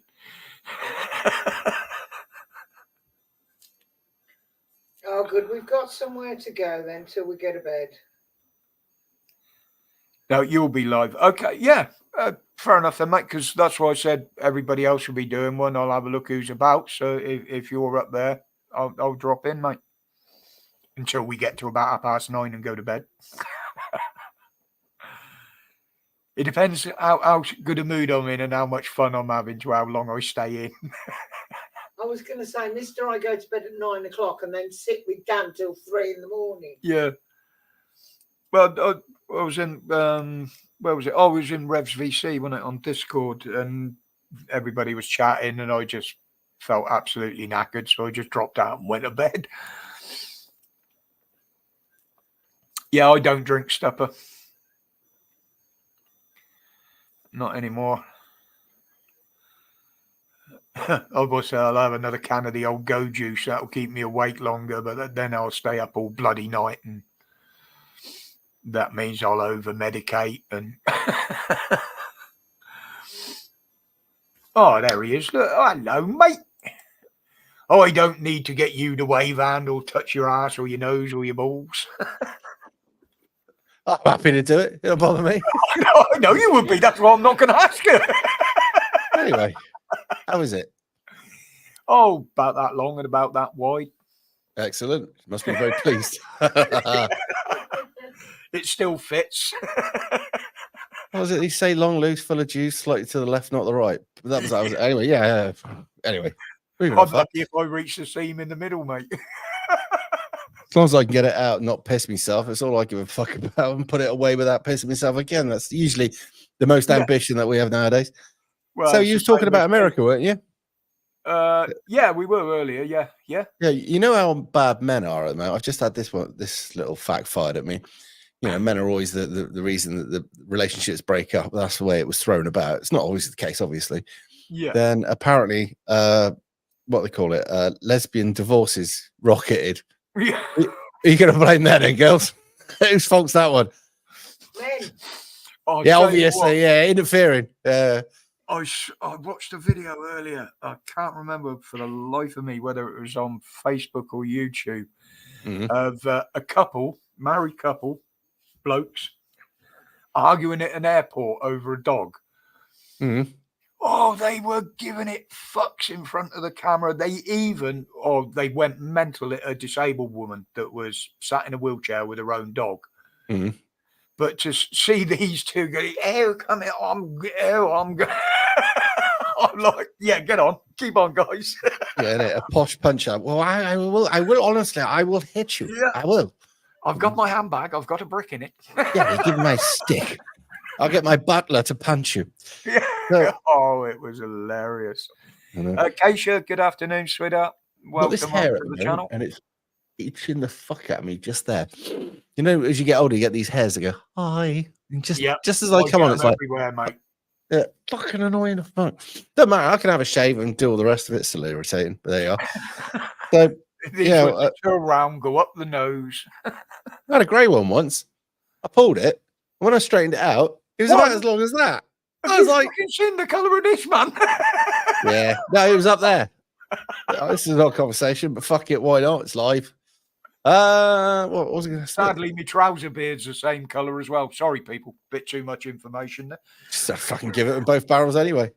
So I'm looking at Twitter at the moment, and apart from the obvious, there seems to be, with elections coming up at the moment, there seems to be Muslims telling people to go for independence. Yes. In the UK anyway, so that they can have more of an impact on the policy making over here, because of obviously they think Keir Starmer's going to get in next, and they're thinking I saw that the other day. Someone was saying about it that he doesn't represent them. Fine, and because he doesn't represent them, they're going to get independence because they want to be able to bully the UK's policy on basically where it has its wars and where it doesn't have its wars. Yeah. But this is whether you believe that we should be over there having the war or not. Personally, I'd rather leave them all to it. Crack on, do your fucking bit.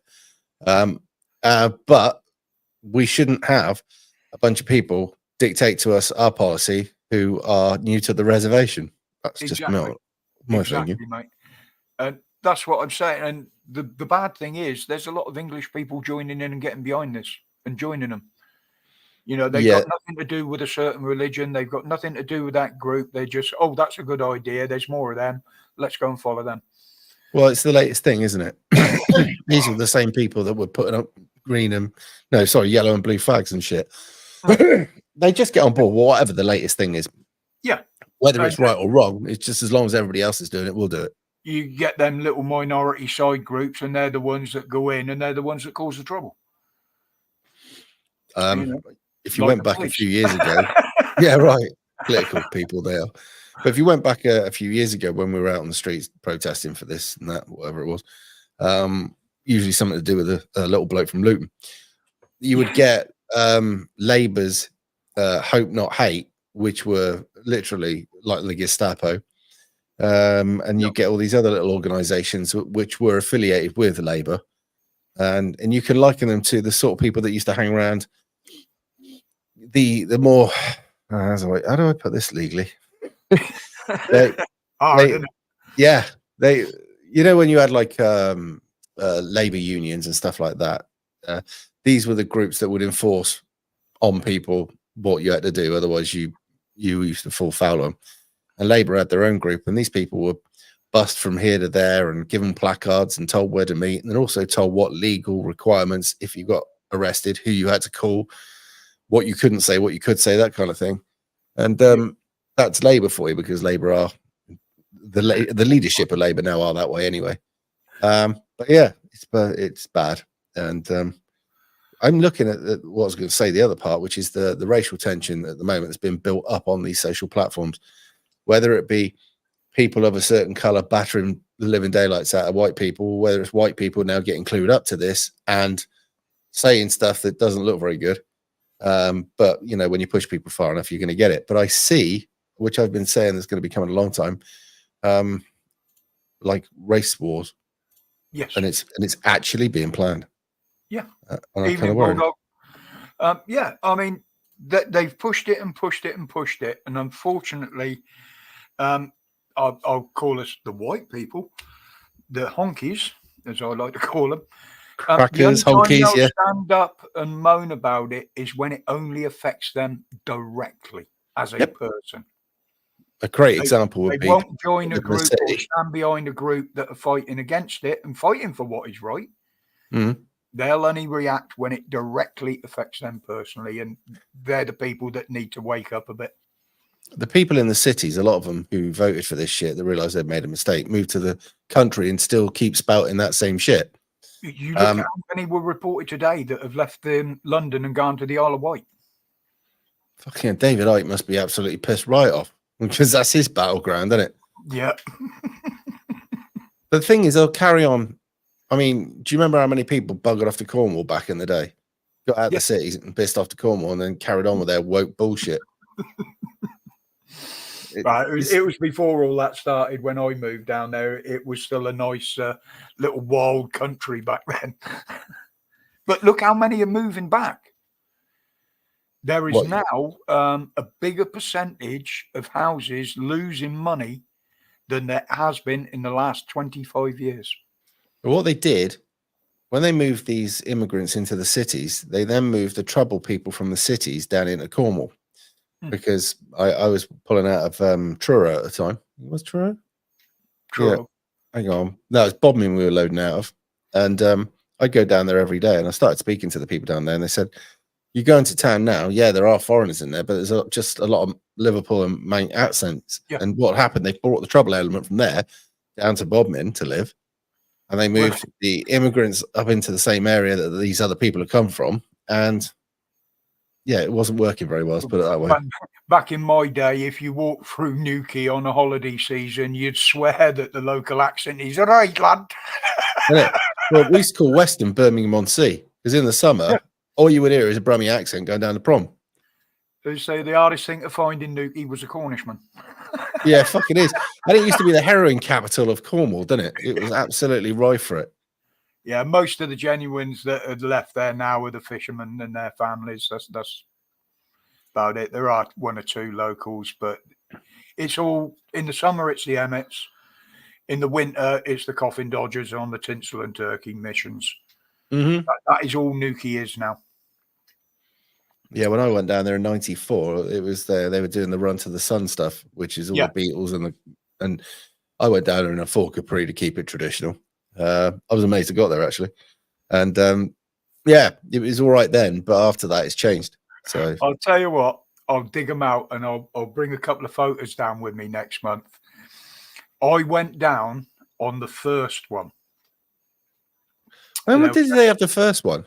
Oh, there was only several hundred. Right, okay. It wasn't a very well advertised thing.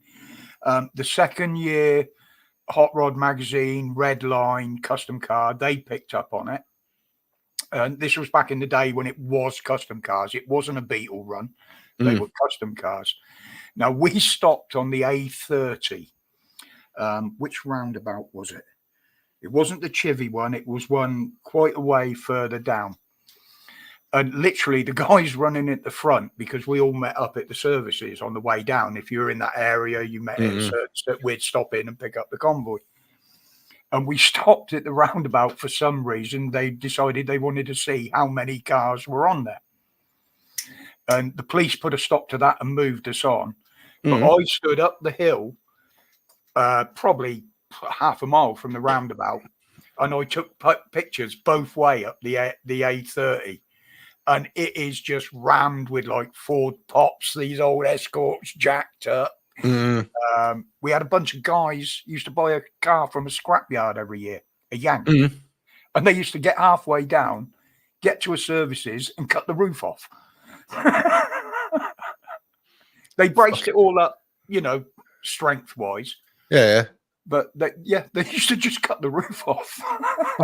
I knew a kid who did that with a 1275 GT Mini, but he didn't.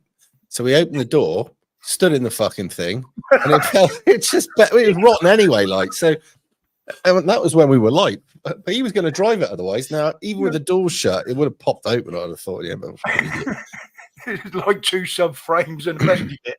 Yeah, it's like people say, well, wouldn't you like a convertible Capri? I went, no, it looked fucking ugly. You know, I had a mate do it with a Manta and put a V8 in it. A mental case. Sounded nice. I'll tell you what, I used to use a nice little kit from, I don't know if they still exist. I can't remember the name now. It was a company in Kenilworth. Now, back in the 80s, they done a conversion kit, bolting, including manifolds, radiator movements, engine mounts and everything, to match up a Rover V8 to the standard gearbox that they had in the car. They did it for Mantas, Cortinas, Granadas. Yeah, it was a bell housing kit. You literally bolted something to the bell housing, which was like a plate, wasn't it? Which made, because the bell housing is bigger. Yeah. Which is the good thing about Ford is, you know, the Scorpios that they made. Yeah.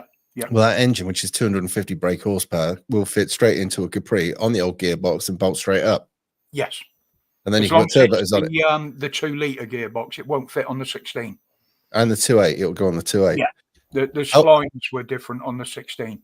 However, the 2.8's used to 150, 160 brake horsepower max. And it ain't going to be very happy if you run 400 brake through it with about 450 pound-foot of torque or whatever. Ain't going to go well. People used to be, sorry, people, we're getting onto cars here. You know what me and Rev are like, we're petrol heads. Sorry. One of the strongest axles I ever found for building a car was a Volvo. All right. Because I know the Mark IIs, when they were doing Ireland, were running Jags, weren't they? Yes. Yeah. It was the predecessor, the aftermath of the KSS one, KSS axle, I think it was. We used to run 1.1. That used to be the one favoured for hot rods with the exposed couplings and what have you. When we had the Escorts, we used to go a 1.1 diff, 1300 gearbox, 1600 engine, which was great until about 80. Right, I was an evil bastard, mate. The first thing I ever done with Escorts was rip the diff out and weld them. And there's somebody that did that. And one day he pulled out and went bang, and that was that. Pushed it back and do it again. Do it properly. You've got, and it is a job to drive them on the road with it because you can only go around a corner sideways. I can't see a problem. I didn't have a problem with it at all. I set the pickup sideways earlier on with the ex-missus in it and the kids in the back because they're now in their 20s, so it's all right. Kids liked it. Yeah, its missus looked at me a bit funny. I've just had my tea. Shut up. Sorry, who else? We got more people dropping in now. Bipedal species. Used to do stock cars at Armdale Speedway. Armdale. He's in Discord normally. Yeah, I was just thinking of the track. It's gone. Sideways at 45 degrees. Absolutely. You're not nose on to the roundabout. You haven't tried hard enough. Yeah. Well, if you haven't run out of lock and you're holding on there with a crazy by the accelerator. Racking them, was there? No, mine wasn't. I was throwing shapes all over the fucking place and I hadn't even gone that sideways. Armadale's in Edinburgh. It's the Edinburgh up north. Okay, thank you. I should have known that really because he got a Scottish accent really, but I wasn't thinking. Anyway, I did remember seeing the name in there, but I've never actually spoke to him before. I don't think he's he's got quite a good Scottish accent, bless him. I'm hungry, but I can't be fucked to cook tea. So Maltese truffles or whatever. Cheers. I've still got them big bars of chocolate down here. Fucking massive. You could kill a burglar with those fucking things. This is the first year I think that a bar has lasted more than a day. They've lasted well. I've only halfway through one, and that's since Christmas Day, so that's good for me. Yeah, but you've eaten all the chocolate coins. Yeah, obviously they're smaller. They're bite sized, aren't they? Used to have them off the tree and realised they weren't that chocolatey. They were a funny old fucking taste. And you think, how long have these been out for? Don't have them, mate. Don't have them. I've never put one on the tree yet that lasted till Christmas Day when the kids arrived. I was thinking more like animals as well because they can't have chocolate, can they? And cats. Did you see that video footage? Somebody got a tree and put it in a metal cage, and then the cats were like trying to get the paw through it. And like, you little bastards. It's easier just to get a waistband basket and just put it over. Just fucking hang the tree upside down off the roof. Fuck you. Go on, cat. Impress me. Baskets and put it over them, and they can wander around like a little Dalek. You know? Or better still, just put the cats in the basket as close to that fucking tree as you can, but just at a paw distance. You know what I mean? All right, cats, how are you enjoying yourselves? This bloody thing here, it ain't got the energy or the strength to get up the tree. You'd never be bothered with them. All right, I'm impressed because most they act docile cats, and then all of a sudden they turn into this feral prick about 3 a.m, don't they? She's 16 years old now. And did I ever tell you the tale about Mr. Farrell? Mr. Farrell? No. I have a small confession, and unfortunately, I haven't got the music. So just imagine there's the Simon Bates or Simon Mayo confession music, right? No, I've got that. Right. No, I haven't. My voice has just gone. Fuck it, wrong one. No, I've got that, right, which is... Here we go. Copyright claim. Go for it, Si. So, we'll turn that off. Anyway, yeah, what happened was I was living over on an old RAF base, and they'd knocked down all the main buildings, and they'd literally rewilded quite well. But the houses where the married quarters for the average, I don't know, it was RAF, so the average airman, they'd just been done up by whoever bought all that lot up and been literally sold on. So there was all new people living in it, and they were all nicely done up, and everything was lovely. And I was there with what was then the missus at the time, and we had these 2 little black cats that I'd found. Well, I didn't find exactly. This guy we were working with, he had all these cats in a basket. He wasn't too wired up. He came from the worst part of Bristol. And I said, yeah, all right, I'll take some off you. But they were so small, you had to feed them literally by hand. Yeah, anyway, it got bigger. One was called Ken and the other was called Blue. I won't explain the names for reasons. However, Blue was outdoors on the patio in the sun. Right? And I've heard this horrible wailing and screeching noise. Right? And I've gone outside and there's this fucking puma-like thing hanging out the back of my cat, rinsing the daylight out of it. Well, she's not happy at all about this. And I've gone to fucking, I said, get off the fucking thing. And he's come around with his paw and literally he's split me in half with the claws, right? Fucking great thing. Hair out like this it was. Prick of a cat. And I was like, fucking, he's going to take me apart. I went, well, just fucking hurry up. Didn't think once was all it would took. No, she was full of all paws and fucking tails very quickly. Anyway, so we had to literally wait for the litter to come out, and then we found houses for them up the road, and they were good houses and that. So my brother has then come up with 2 cats, little ones, and he says I can't have them because I've got allergies. I'm going to give them to the RSPCA. I thought, fucking give them here. So we come up with 2 names for them, and they live with us. Next thing, fucking noise out in the patio, and Mr. Pharrell, the feral cat, because I've done some research now. Apparently, there was feral cats over in the area. So literally, I've had another go at this prick. Well, I'm not happy anymore. Yet he's got another one fucking pregnant. So you can imagine how many cats I've had to rehome. So I'm at wit's end, really, and he started coming in the house at night time and pissing in the kitchen. So the fucking place stinks. So we're cleaning that up, trying to keep the cats away from rape. It's like fucking Islam visiting it was. It was fucking shit. Anyway, I've lost my shit. And they said, have you heard about the Cat Protection Agency? He said he's going to need more than fucking protection. I said, no, I haven't. They said, well, what'll happen is if you want, they'll give you a trap to trap the cat. Well, I'm liking the sounds of this. They said, and then you take him in to be looked at, right? And they do a check to see if he's got any AIDS, because apparently cats get AIDS or leukemia. And then they'll have his nuts off and put a little V in his ear. I went, all right. Yeah, we'll have some of that. So I've gone and got this trap. Put the trap out. Next morning, I've come out and old Pharrell's in the trap, isn't he? And he's had a little piss in there and it stinks. So I've got the hose on him first. Fucking hose the prick right down. I thought, you fucking do my house with fucking piss. You can have some of this. Well, I've gone off down the vet. They went, he's wet. I went, yeah, it was raining when I picked him up. Anyway, get this fucking cat over, right? And I thought, I was about to walk out of the place. And they went, no, you'll have to give your number because after we've obviously done all our bits, if he's all right, we'll give you a call. I was like, all right. There's me. I'm assuming he's going to be riddled full of something. That's the end of it. Oh, I get a call. Hi, Mr. Pharrell, because obviously they said he's all right. You're going to have to come pick him up. I said, well, what the fuck do you want me to do with him now? They said, well, you keep him inside for 12 hours, feed him, and then let him go. I went, are you going to put your hand in fucking that cage? I mean, it's all fucking fur and nails and everything, isn't it, right? Anyway, fed the cunt, let him go. Didn't hear it anymore. Thought, all right, winner, winner, chicken dinner. Well, the missus at the time, because obviously she was a party to all this, was talking to our new neighbours. And down the road, minces old Pharrell. His name's actually Prince. And he's the neighbour's cat that we've just had denadded. Anyway, apparently he's gone very quiet lately. And it looked like he'd had a row because he had a cut in his ear. And I just couldn't fucking look at that neighbour. But yeah, basically, we tossed it with the neighbour's cat and had his nuts off. So that was the story of Pharrell, little prick. Yeah. But then you get he goes back to his mates, doesn't he, in the little den. They get the flick knife out and say, yeah, lie to the birds. They think you're brilliant when you're like, give yourself a cut. Well, he minces in there. No, it's different for me now, lads. All right. But yeah, fucking come around my house doing my cat. That's what you get. And I believe, metaphorically speaking, that might be the way to deal with other things. Well, yeah, absolutely. It could have been administered on their way in, couldn't it? Well, wouldn't it be nice? Should have given the cat to Lineker. Yeah. You have the bastard.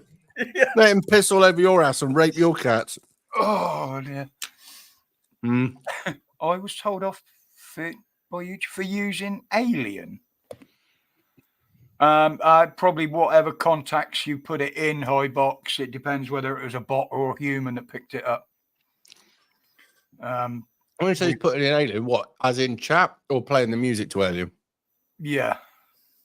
I'm going to get a can. I think I've deserved it. No reason. I just think I have. Back in a sec. Dealing with me in here, isn't it? We need one to wash down the chocolate. I claim to fame that I've driven the Rev to drink.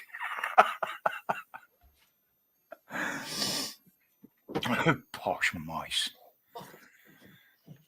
Yeah, the thing is, iBox, the bots pick it up and they'll get a human to look at it. But on live streams, unfortunately, they do watch them live and you will see comments deleted in front of you. I have a feeling that on our live stream, as the night goes on, we may have to divert to Rumble. You know what I mean? That means I've got to go and download Rumble now, doesn't it? Why? I'm not on there. Well, you're going to be in here. In where?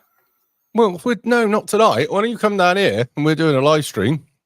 Oh, that not. Yeah. You know, because when we all get a bit pissed. I was going to ask on that because Dan said about bringing a mic down or something. Yeah. I've got one with a little desk stand, a little tripod one that if you put it in the middle of a table, it will pick up everybody around you.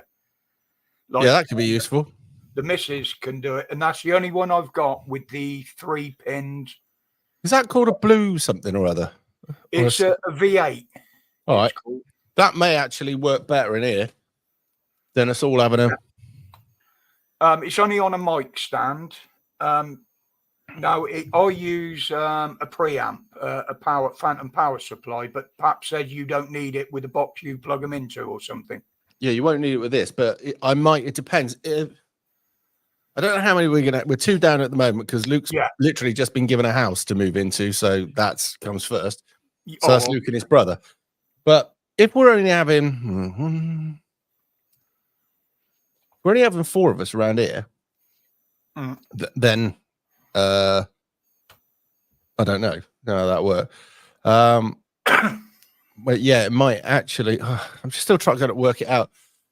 Well, if we're having more than 4 here, then basically it might be better to use your mic thing, right? Yeah. And then I'll have one output from there, which will go to that thing over there, which has 10 headphones slots.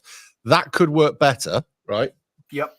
And then you can get as many people as you want. Anyway, and if it gets used and it's needed, we'll use it. Well, Cool. The other thing is, will I need headphones? Yes. Because I've got some that are just headphones, but they've only got the 3.5 jack on them. That's fine. That's okay. That's brilliant then. Yeah, because I've either got an end for yours or it'll be plugged into that one over there, which is the small one. Right? Yeah, that's brilliant. So you've got the small one, but the big. Because I never get the measurements right on this. 3.5 or 6. Right. So 3.5 is the little one, and 6 is the big Girton. Right. Yep. Okay. Yeah, no worries. So yeah, just bring your headphones because just don't know. But I mean, if I should have, you know what, I should have probably gone that way fucking years ago, right? Because I could have had loads of mic, well, just one mic, and everybody with a set of headphones on. Well, even actually saying that, the only time you'd need headphones is actually when the call-ins. But obviously, without that, it's going to be a bit fucking pointless. Yeah, don't worry. Anyway, but yeah, that probably would have been a cheaper way to go rather than all this kit. And the other way is if you're only using 1 or maybe 2 rather than a lot more, you're less likely to get feedback in a loop. Yeah, I mean, this lot all works well, but there's 4 slots in that one and 4 slots in this one. If you could have basically married the 2 together, it would have been great. But I could in the beginning, but they've changed, and this is all fucking Windows 11 shit. I don't know what you've done about monitors for the chat and that, because I quite often react to what's in the chat. Well, I'm thinking about buying a new TV and literally shoving it at the end of the table. Well, I was going to say, is it worth me bringing my laptop as well so we can put that on the table? We can do. There's a laptop already there, so. Oh, well, that's fair enough then. Yeah, I won't bother, but I'll just bring the mic and the headphones and that. And yeah, I may just literally just I don't know. We'll work out something, but yeah, there's too much kit here at the moment and he's thinning out. Well, me and Dan are going to be there before all the others anyway, so we can have a twist around, see what works and what don't do. Yeah, otherwise just bring a laptop anyway because you know what's on it. Yeah. Not a problem. So no worries. But yeah, interesting. Let me have a quick look. I'm at the moment doing a comparison between Twitter and YouTube to see which one's working better for me. If you put a video out at the same time. I see what you mean, yeah. Right, LCTV, Amazon. How big's that? Heinz, whatever TV. How big is that? I got a 65-inch TV as my second screen for my PC. Fucking shave on. That's bigger than my fucking telly. I wouldn't want to watch porn on it. Can you imagine when you get to the interested? Like fucking Alien, wouldn't it? You know what I mean? Yeah. What the fuck is that? And it's spitting. Good God. Is that what it looks like when you get that close? Yeah. It's big, it's black, it's hairy, and I'd be afraid of it. Yeah, I suppose. All right, let's have a look. Being nosy here. Hang on. What have I done? Tag. Should never do it. Yeah, at the moment, YouTube's doing better. But I've been playing them off against each other. Sometimes Twitter, depends on a particular topic, goes mental. And then other times, depending on the topic, it's just luck of the draw. See, I never have that problem. Well, I'm not monetized anyway, so I'm not, I'm not under what they call a manager or something in it. I don't. Fuck, I'm fucked if I know. I mean, the monetization bit doesn't affect your views. What it affects is whether you put it out under being monetized or not. If it's spicy, don't bother monetizing it because mine they'll get the. Takes me. If they're looking at my video, it's easy to tell because I just go through the 3 stages of upload, convert, checks. Sometimes, depending on the subject, as you say, the checks will go through in a minute. And there's other times where the checks take longer than the actual video. So it's obvious somebody's seen something and they've gone back and wanted to look through it again. And that's the only interference I get on that side of it. I've had a couple of copyright claims, but that was before I started using non-copyright music. And I don't use that a lot anyway. There's no point on YouTube. I mean, if the fact that it can already turn your speech into text in a split second means it can work out if there's a tune going on that ain't yours. I mean, I've got discs here of bands that I've known personally, and there's no way their stuff is copyrighted. I could use it quite legally, but I know damn well YouTube is just, copyright claim.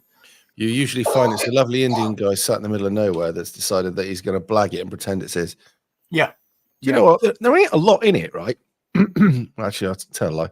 I'm looking at 50-inch TV here. We got 259. Do you know? I don't know whether I should get a cheap second-hand one just for the end of that.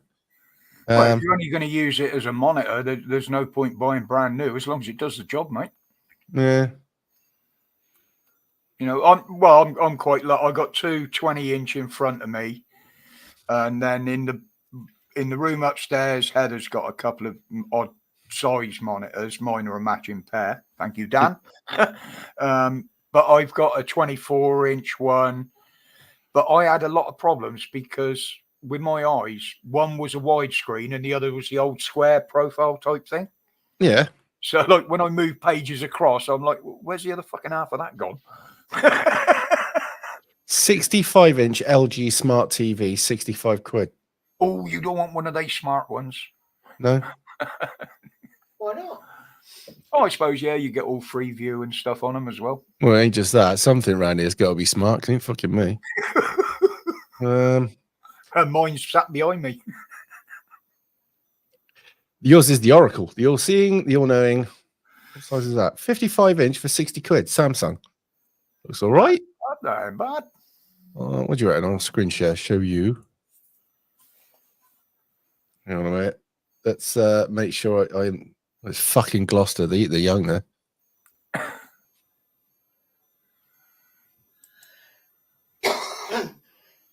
That looks all right. It's a thin screened one as well, isn't it?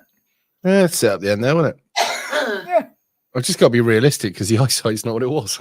Well, to be honest, I shall be bringing 3 different types of pairs of glasses with me for different situations. So if I do that, I can't even read the text there, and it's less than a foot in front of me. You can make the text bigger, though. You know that, don't you? Oh, yeah. I had to because it was a standard size. My eyesight's good one day, shit the next for no real reason. Well, my issue is the polycythemia. I didn't realise until I looked into it, and I asked the consultant. Part of the symptoms are my eyes go in and out of focus regular, whether I'm wearing glasses or not. So that's part of the symptoms. So. Grumpy Sapper, good evening. Has he changed his name? No, he's a mate of Murph's. Oh, okay. Because there's Grumpy, and then obviously that's a different Grumpy. Yeah, it gets confusing because it's Grumpy Sapper, Grumpy. I'm Grumpy Old Git, as I call myself in mine. I was quite surprised. That's why I added the UK to the end of my name.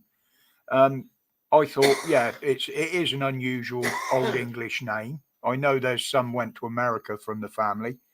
But when I put it in, trying to find myself in there one day, there was so many of them. You were right at the bottom. And I was right at the fucking bottom. Nice to be in the frame, though, isn't it? I mean, yeah. So I just added UK to the front. So when people were looking for me, add the UK, and it's going to be mine that comes up first. So Whittington, the only person I would know would be Dick Whittington from the story. And yes, he was apparently. I did put the story up a little while back with the proof. He was a member of the family somewhere down the line. He did go to London. I was going to say, didn't he fuck off? He'd had enough and went and decided to find his fortune in London.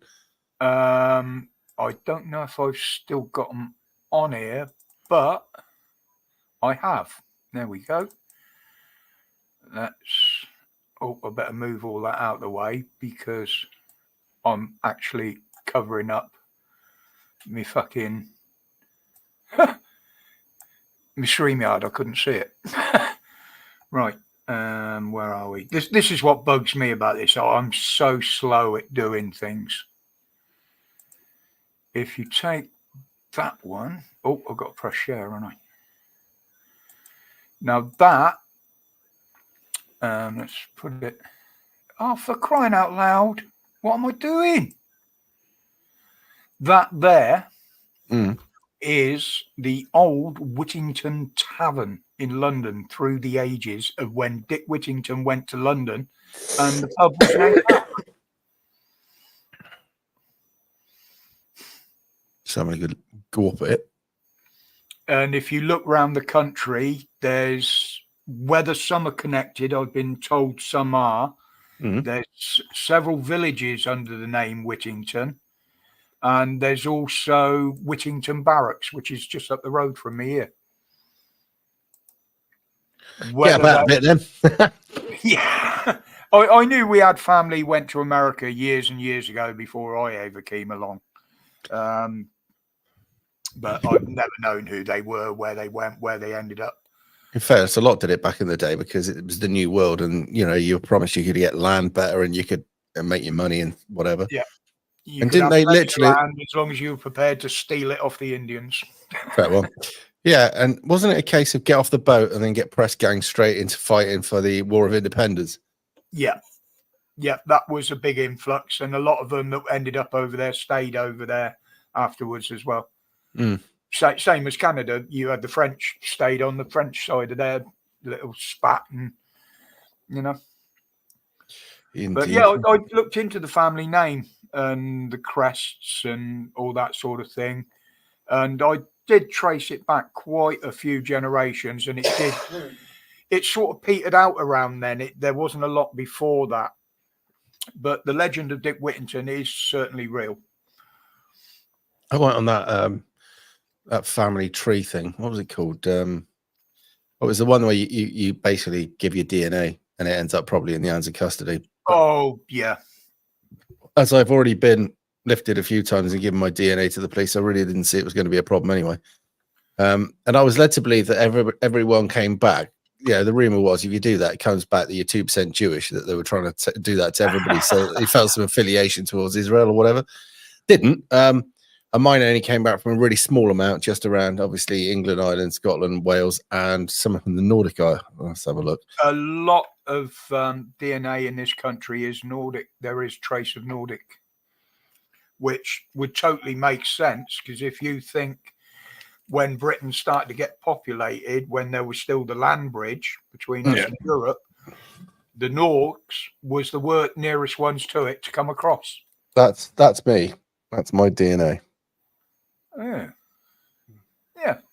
And I was fairly sure I was going to find some sort of black or Italian or some, because I get quite a funny skin color in the summer, but none. So I can't work that out. But yeah, so. Yeah, we always knew the Nordic side of it. As I say, they were the nearest ones to that land bridge, which was more or less what is Doggerland now. So that, yeah, they'd have been the first ones to come across, even before they sailed across, I'm gonna have to actually start doing things about learning more about our old history. So Simon, you look a bit spicky, mate. Yeah, I always thought I was a bit spicky, mate, or a little bit eye-tie or a shiny little fucking whatever. Rev life's near Wales, it's rust. The moisture is increased down in the southwest, because what happens is Wales, with its big mountains, literally rips these fucking the curtain side of the fucking cloud open, right? And we just get drenched over here, which is nice. Hi, Anyway, Sean. Sorry, I didn't see you in there, sweetheart. I live in Wales. So Sean's literally probably moist enough to pass as a piece of scampi right now. Nice. You know, Well, I mean, it's like Cornwall, because it's such a narrow strip of land compared to a lot of the country. Yeah. You get in your clothes, if you put doors on your wardrobes, you get what they call the Cornish mold, which is the dampness in the air. what is it? We're 95% of the times here. I mean, I live just off the Mendips, and all the water comes off that, and it rains, and just. Having said that, in the little bay of Weston, it's usually a few degrees warmer there than it is either side. So everywhere else gets snow except us, which is great because I had a boggin for Christmas. And my dad said, "Are you sure you want this?" Before he got it, I went, "Yeah." It never rained. It never snowed again after that. So I ended up towing it on the beach behind my Capri, which was all good. But you know where the runners come off at the back? I put my toes on there, got used to it. We're moving, and then I put my heels down, and they gripped, and I flew off the fucking back. Not very bright. Still, you learn. You're talking about that. It was Somerset. Who was it I was talking to this morning? Annie. About how Sedgemoor Drain was dug by the monks and what have you to drain it all, and which is not been kept up, which is a problem. No, it is causing problems, and that's what she was saying. And a lot of their latest flooding problems is due to that. But it's a directive from basically our government. I think our government has got a directive from it's rewilding shit, didn't it? And let everything go a bit off and wild. And it's been a massive problem. But I suppose if you're going to try and push global warming and water rain levels and all that stuff rising, you've got to make sure that the drainage ain't there so that you can fill your narrative. Yeah, I mean, I like the idea of rewilding. We do need plants and trees and what have you, and not just because they're nice to look at, that they do form a function. But the thing I'm very worried about, to be honest, is this fact that they're reintroducing wild animals. But some of them are more than capable of killing human beings. Isn't that like the big cats that they've proved through DNA? That'll be through shite on it that they're droppings. But they reckon there's rather a large amount of big cats out there. That's still an ongoing investigation because nobody's absolutely proved it. But you've got wolves being released into the wild in Scotland. Okay, they're way up there. You know, they're not in anywhere near populated areas, but they will eventually come across human beings. But what's the purpose? God knows. I mean, is it to eat certain animals and keep the rodents or whatever it is down? I don't know. The most dangerous one is they put in the New Forest in that sort of area. Wild boar. Yeah. Fuck them. They're horrible. See them as dangerous, but they will kill a human being and they will eat you as well. Yeah, you want to be up a tree and out the way of them bad boys. Bloody right you do. Yeah. By the way, so if anybody sees a wild boar, get up out of the way. Don't be a hero. By the way, don't try and outrun it because they're a bit quick. That ain't gonna happen. They are such a dangerous animal to release in this country. So angry as well. And you can shoot the fucker and it'll still come at you. Yeah, they'll still keep coming. We once put bison, but they're actually fenced. They're managed. I mean, the boars were, but they're getting out of the restricted areas and they're destroying people's gardens as they do. And they are a danger to the public. I've always said that. They're not as big as the ones you see in America most of the time, but they'd still be big enough to kill you. A good size one would. Just checking. Run swear at me. Yeah, my swearing's awful. I get told off in some of my comments. I wish you wouldn't swear. Well, fuck off and watch somebody else, isn't it? Go and listen to somebody that don't. My entire channel was built on me being a foul-mouthed bloke. Dan, that would like being a different person coming to this country and expecting it to bend. Sorry, I've always got to use a narrative there. It is Dan when he goes into one. I'm like, oh my Lord. Yeah. I do try and keep it down a bit, especially as I do my streams earlier in the day, and I know people will still have kids in the background. Some quite even drop out in the afternoon to go and pick the They kids should up. still be down the pit, those kids working, eh? Whipping their little ponies. Failing that, you should be up the chimney with a fucking brush like we used to be. Yeah, Christmas is over now. Get on, get working. Santa ain't going to come down a dirty one. Oh, dear. Oh, yeah, sweep the chimney. Yeah, God. Oh, dear. Oh, there So it is. you're going to run a live New Year's Eve then, yeah? Yeah. Okay, I'll. Well, it saves me going out and getting absolutely bladdered for an extortionate amount of money, doesn't it? Yeah, if you put an alert up for it, like a schedule. Mm. It don't matter because you put it in Discord before you go live anyway, don't you? Yes. So I can always get the link in there because I share the link out for yourself and Dan and that. It's not actually many days away now, is it? No, it's 2 only days? Sunday. Sunday. Today's Friday. I just don't know. That time after Christmas where you lose yourself, isn't it?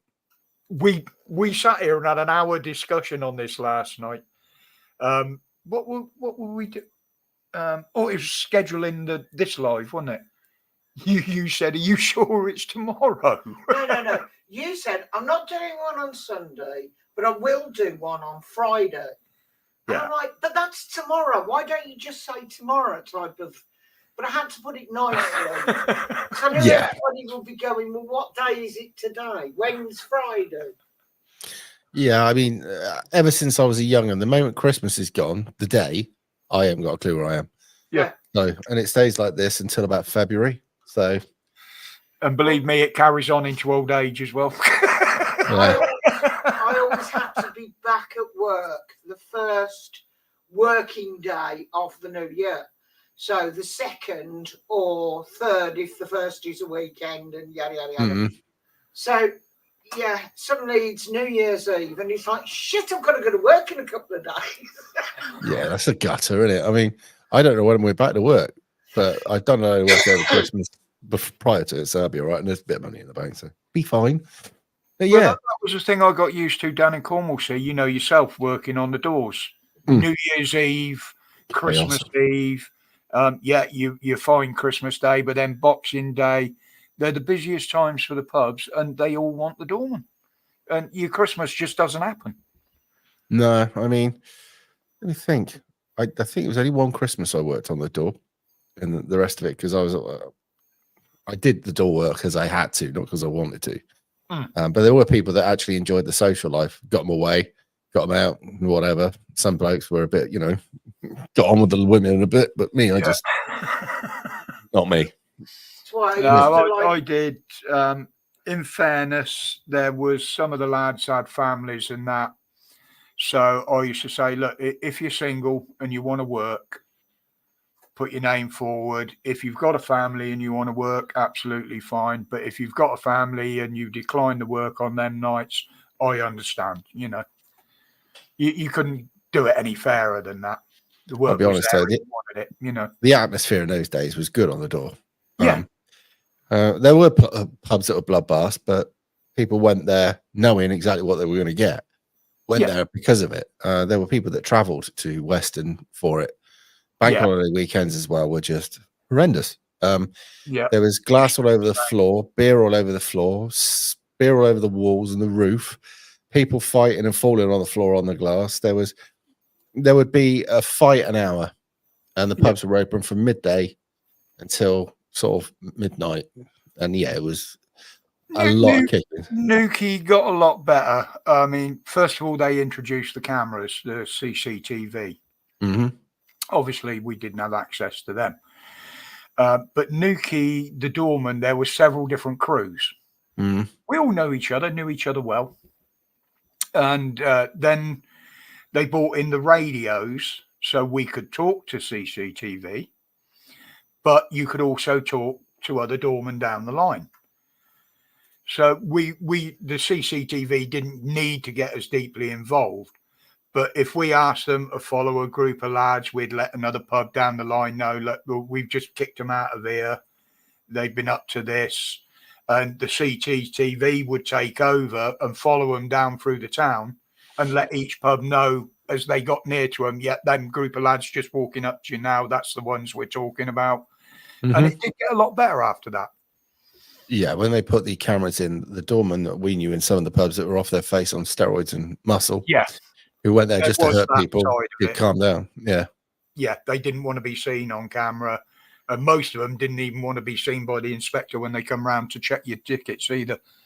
Yeah. But there were some monsters when I first started working in and around the clubs. Oh, God, yeah. Yeah. They were putting people in hospital on a regular basis. Yeah.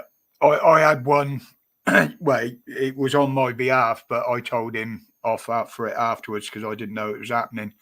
I stood outside a club one night, a bit of a ruck going on, but the lads were handling it. So I just stood back, right, there's enough bodies in there. They don't need any more. And before I knew it, someone had apparently picked up one of the posts, the chrome posts with the ropes on. Yeah, yeah. And smacked me across the back of the head with it. Took me out Sparko. So I've come round, the lads have got me round. I said, well, who did it? And he said, oh, so-and-so's got him round the corner rubbing his face up and down the Pebble Dash wall. And I'm like, dude, you can't be doing that. You cannot be doing that. Yeah.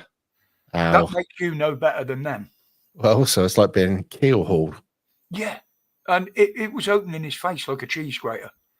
Yeah. I'm like, stop. You can't do that, mate. And I had to sack him. I said, I can't have you doing that. Yeah, we used to fall off a bike occasionally, going past me mates, and he had all that shit up the wall. We used to know where fuck all. It's like, that fucking hurts. Right, I'm wondering, do I call my friend and see if he wants to go to the pub? Because I haven't been to the pub for a while. Do I? Don't I? That's the thing. Has you lot got any questions? We haven't asked them if they got any questions for you. Is there anything you'd like to know about Rog? Him. No, him there. That one. You're sat there, Rog. Hi, Rog. Which actually, I'm looking at you. You're actually on this side, but you're not because you're there. It'll revert. I do it. I'm like, yeah, this one. You know. Look back to the techno days. But, yeah. I'll tell you what, we've had quite a few. I've had more people in here today than normal, and before you came on, yes, well, fuck all to do with you, Rev. All right, fuck all. Don't start bigging yourself up, you fucking loser. Coming in here, eh? Fucking ruining the audience. Eh? You had a flow going and you fucked it right up. See the numbers going down. Yep. I'll tell you what. I'll read you a little something. Which I got from well, you've always got stuff ready on yours to go, haven't you? It's not been that good, but this was on Facebook in an Irish forum, and it says, hello ladies, or hi ladies. It says, we've thought long and hard about this, but myself, this is serious by the way, so it's not going to be a joke, so you're all right. Your channel is anyway. But myself and himself think it's time to fly the nest and live elsewhere. And Ireland, unfortunately, has nothing to offer. Both have amazing degrees. I can't get a job in my degree because the sector isn't hiring, but is hiring, if you get what I mean. You can work that out. We have a deposit there for a house, but the banks are just finding something to pick at every time. I've lost all hope in Ireland. If I'm honest, it has let us all down big time, especially the younger generation. They have no chance. Can anyone recommend places to look into living that isn't 8 hours flight, or know anyone living in places that they enjoy living? We want to be able to come back and forth to see family and visit. So basically speaking, they've done what anybody normal. They've set themselves up, got themselves the money for a house. They've gone and got themselves a degree and stuff like that. And when they found out that they're not going to hire anybody who's indigenous to the country, they want to get people elsewhere. Well, to me, I mean, you go back to the 50s, especially over here, you'd have like no Irish, no dogs, no blacks. That was something you just had on some places, and wrong as it was, that was the way it was. Yeah. So obviously, if you're a black Irish wolfhound, you were fucked. However, you know, it is what it is. I mean, now Irish people have outbuilt half of the world because they fucked off around and they were the labour. Navies for a start. The canals, the railways, we wouldn't have had half of them without them. And the motorways. You look at the early footage, late 50s, early 60s, and then building motorways. It was all the Irish. And they were easy to spot because they were still the ones with their Sunday suit jacket on. The suit. Yep. Now, if you tell people what the suit is, they didn't know. But basically, what the Irish used to do, because they were like living in really shit accommodation and stuff, they work all week, then they go out, get all cleaned up, buy a suit Friday night, wear all Friday night, all Saturday night, Sunday, go to church in it because that was important to them because a lot of them are Catholic, right? Right. And then Sunday night, get on the piss. Then go to work Monday and work all week long through it with the same suit on, and then go buy another one Friday. Yeah, it used to be funny watching them walk around in a suit and wellies. Yeah. Well, I was wondering that. I was thinking, did they really get dressed up that much for work? But that's just the way it was with them because, to keep the paddies happy, they said they'd even work Sundays. As long as you could bring somebody religious on to give them their religious needs, that was it. They'll work and work and work and they don't need much. Bit of food and sometimes a bit of shower. On Fraggle Rock. Yeah. Just get your cares away. Tarmac is today. Get your cares away. Yeah, but they grafted their ass off. Jesus, I remember that. Something on that doozer.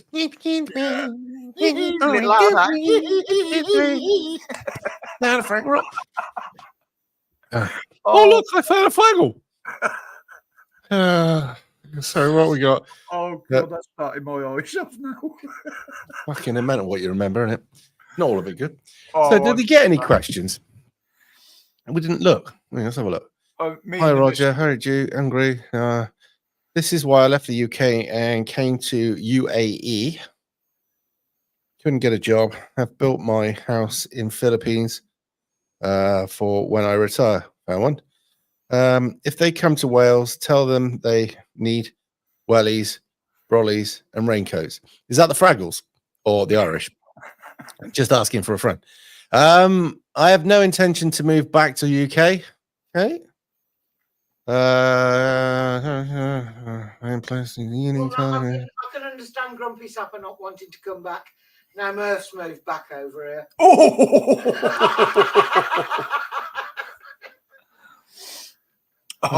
No questions. Oh, that's a shame.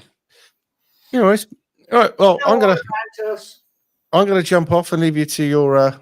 That's right, mate. I usually wind up about 7 o'clock anyway because I start to get hungry and the old grey starts to go a bit out of focus in here. Staring at the screen. If people don't realise it's a lot harder running the stream than it is just sitting there watching one or, even coming on the panel. It's. I know. I'm always pissed. Yeah. Anyway. No, it depends. Depends what you're doing. And the thing is, if say for instance you've got chat going on, phone calls, then somebody else is doing after work. Yeah. That's the thing. If you're trying to make conversation and you're looking through stuff, and if you've got a lively chat, and if you make sure you say, for instance, in your case, you've got a zero bullshit thing, then you got to be looking through that to make sure it's not happening. Me, it's a fucking Wild West in my comments. Fill your boots. So I said that to Enforcer yesterday. I said if you look, there's 3 different levels of tolerance between you, me, and Dan. As you go from me, Dan will let more go than I will. You let a bit more go than Dan does. And then you get for the free-for-all fucking streams where anything goes. Yeah. But you've got to give a certain amount for free speech. Anybody can have a different opinion to me in here. And as long as they debate it or talk about it with respect, then I'm quite happy to let them do it. But this is the key thing. If everybody that, say, for instance, coming into our country now debated and stuck to the end of that debate, so whatever you lot debated and worked out was going to be the best, if everybody stuck to that, there would be no conversation. There'd be nothing to talk about. We wouldn't have a problem. No, you'd see it from each other's sides. There would be boundaries, obviously. And as long as it's done with respect, and as you say, everybody respects that, then we'd all get on a lot better. But you hear these people saying that democracy is not for us. We're all about Islam. That's it. Yeah. So fine. And you've come into a democratic country. Yeah. Yeah, exactly. If you come into a democratic place saying we don't like it, we're going to replace it. It's like, no, fuck off. No, we ain't playing that. But hey ho, we got to get to further on down the road before things will actually change. But there it is. Right, you're going to stop that. You're off to the pub then? Well, I don't know. I'm going to phone you, mate, see what he's about. You might be under the thumb. And if that is the case, fair enough. So, I dare say I'll catch up with you on Discord or somewhere anyway, mate. No worries, mate. I'll catch you shortly there, all right? All right, bud. Cheers, everybody, for putting up with me. Bye. See you in a bit. You know. Nice of the Rev to drop in.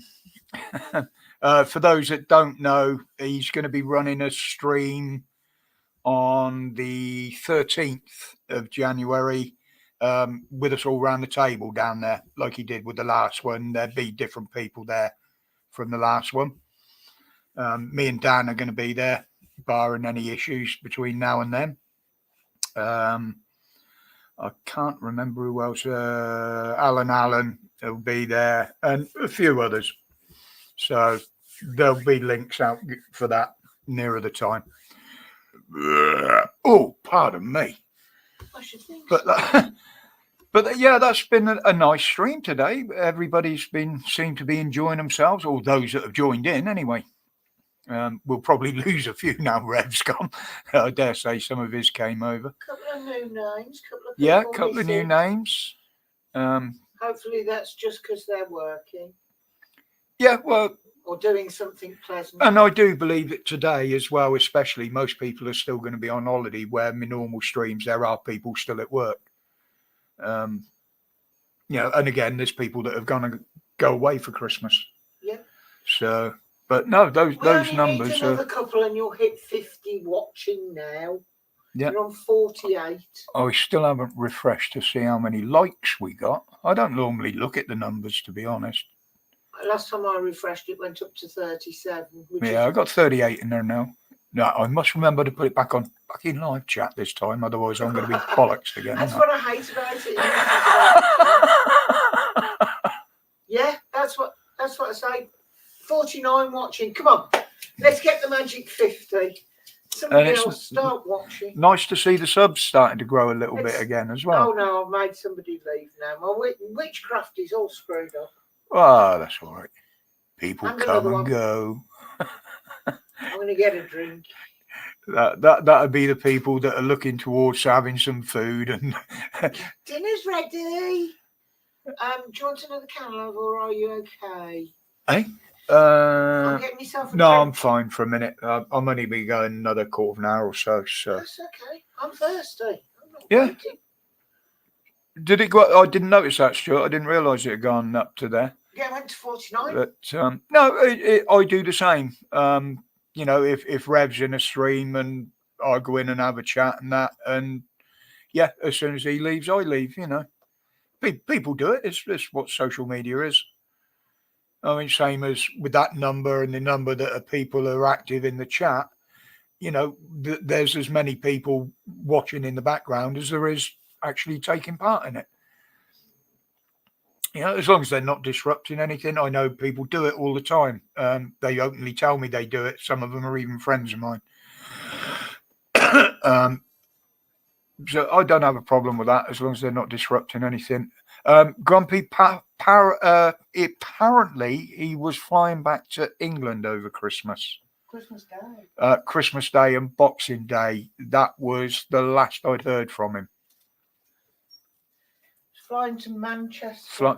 He was flying into Manchester Boxing Day, wasn't it? Well, he was leaving Dubai Christmas Day. However, the planes work from there. Yeah, he was flying into Manchester Boxing Day. Since he said he was doing that, I haven't heard from him.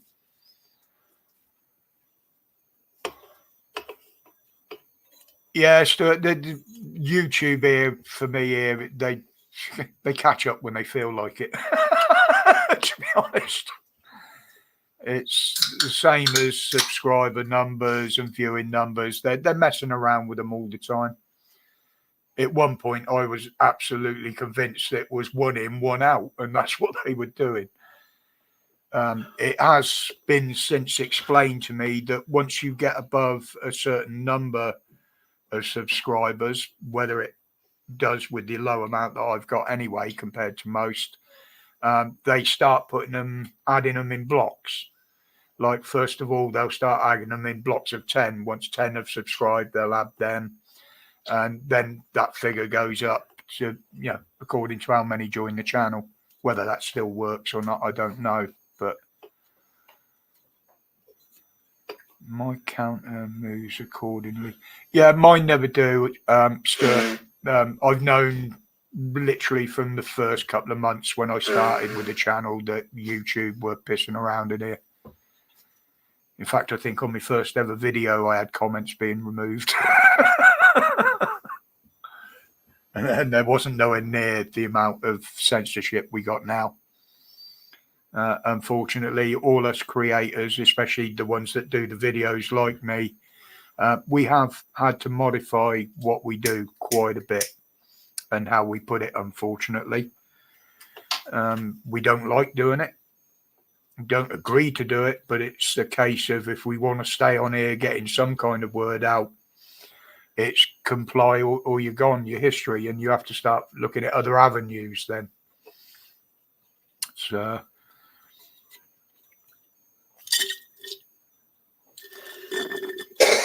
bad worker always blames his tool. Oh yeah. Yeah, again, Sean, that that's the sort of things they do to disrupt streams. No, it's where you've clicked out the comment and your cursor's somewhere else. Oh, like I used to. I've done it. I've moved over to see how many, to search something on Google, and I've started typing and it's not coming up because my cursor's still active in Google, not in chat. Well, was it even though I've got them active last week or the week before? I was typing. I was originally trying to reply to a comment on YouTube on the stream, but for some reason the comment got posted on Discord. I don't know how these things work. Loafer, sorry, mate. I did see you in there earlier, but you dropped out a bit, and so I didn't say hello. But welcome, mate, to the last 10 minutes or so. He's been there. You've just been too busy chatting your rev. Rumble is, to be honest, from what I've seen of it, a fucking mess, Mark. I don't go in there. I haven't signed into it or anything, but there is a lot of free speech, but to be honest, a lot of it is nasty arguing. But you can say what you like more than you can on here. Yeah, you can. And even BitChute, you can get away with a bit more on there, although they have clamped down by the looks of it a little bit since I was last in there. I only went in to check to see if my account was still there, to be honest, because I hadn't used it for over a year. And then miraculously, the next day I got an email, congratulations, your channel's a year old. But I only opened that to post the videos that YouTube pulled me down and banned me for a couple of weeks for. Yeah, I've never been in there, Loafer. Twitter is just something that doesn't interest me, to be honest. I only do Facebook initially to keep in touch with friends because Heather used to do it on my behalf on her profile, and there was more and more people trying to pass messages on, so they set me up with my Facebook page. And yeah, I do use it as an advantage. I do post my videos on there, send alerts out for them. Occasionally I make my own memes up. Or promote another YouTube channel, but mainly it's just to keep in touch with friends, get a bit of information from. I've got people that do pass me information through there in relation to making videos, obviously. There is one that I do share quite a lot of their content with, and they are renowned for being put in YouTube jail, but touch wood, yet none of the ones I've copied have sent me there. They've come close. I've had warnings and I've had posts pulled down, but they haven't threatened me with actual jail yet. So, but that's a badge of honour apparently on Facebook. Several of my friends, including one or two in here, have got more than one of them, shall we say. And if anybody's looking for a good laugh, just go and look at what Pap's been posting on there, because I'm sure he's deliberately trying to get himself locked up. Yes, Sean. I've noticed sometimes things don't post on there. I don't even get past the typing stage, and they'll just disappear on me. But if she's posted a comment, it might be held for review if it's been deleted. Like when I got those stupid emojis. Yeah, because I still don't know how. Well, I don't know half of this bloody thing works, let alone on there. But I'm still learning how to use Facebook, to be honest. I'm under there if anybody wants to have a look, under my usual name, under my channel name. Dial that in and I'll pop up. As I say, I'll use that name on. I have got another YouTube channel, but it has got my real name connected to it. But I can't see the point in using an alias or an avatar. There's no point. I am who I am. People want to know, they don't have to go looking, do they? Non-controversial. Yeah, Loafer, and it is. I've even seen these guys that do just motorcycle rides and stuff like that. They're getting stuff pulled down for some reason. And we know YouTube never ever give a viable excuse in most cases of why they've removed it.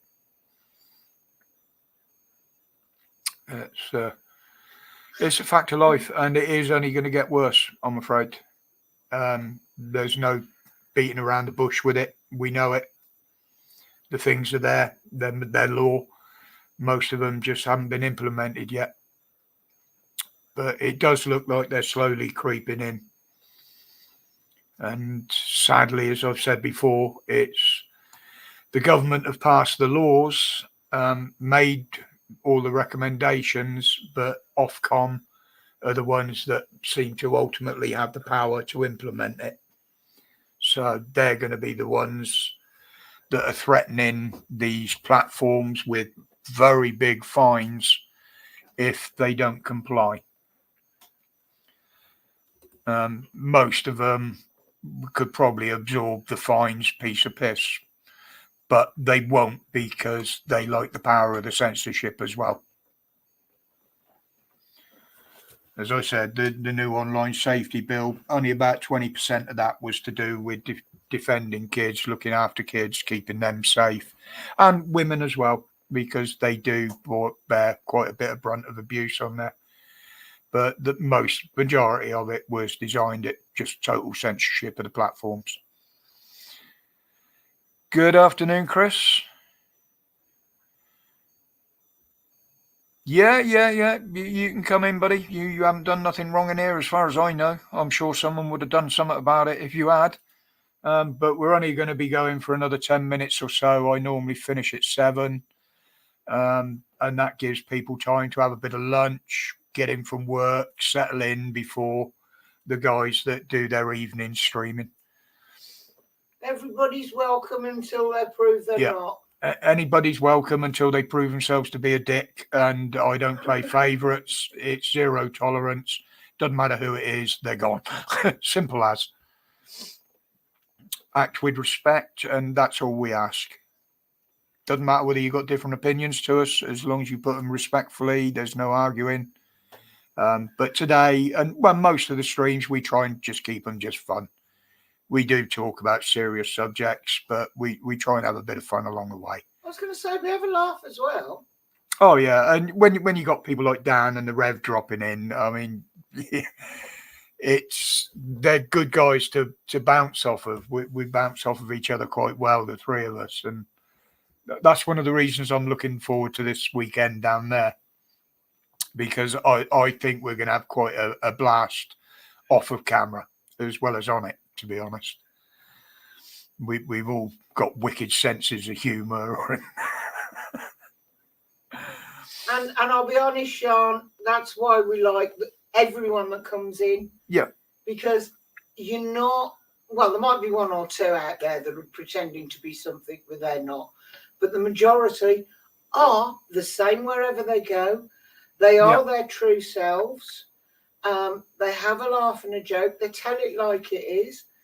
And that's what we want out of life. We don't want people that are going to try and cause problems. The way I always put it, if you can't be honest with yourself, you certainly can't be honest with each other or anybody else.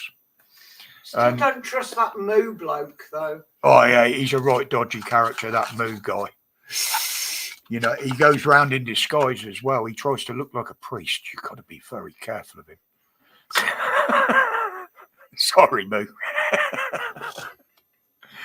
But again, I know I've met the bloke and I know he's got the sort of sense of humour for me to say that. Otherwise, I wouldn't have said it because I don't deliberately try and offend people. But no, I am who I am. You see what I get. If you're lucky, I say lucky enough, if you ever get to meet me in public, I'm no different in public, in person, to what I am on here. And neither is Heather. But you have to make an appointment to get him out the house. Yeah. Preferably at least a week's notice. Sorry, Moo. May the Lord forgive you. Oh, many have, but he ain't one of them, mate. I mean, I don't often do religious jokes, but I did have one tell me at one time that don't forget Jesus died for your sins. So I said, no, he didn't. He didn't have near enough pain to die for my sins. CJ, good afternoon, buddy.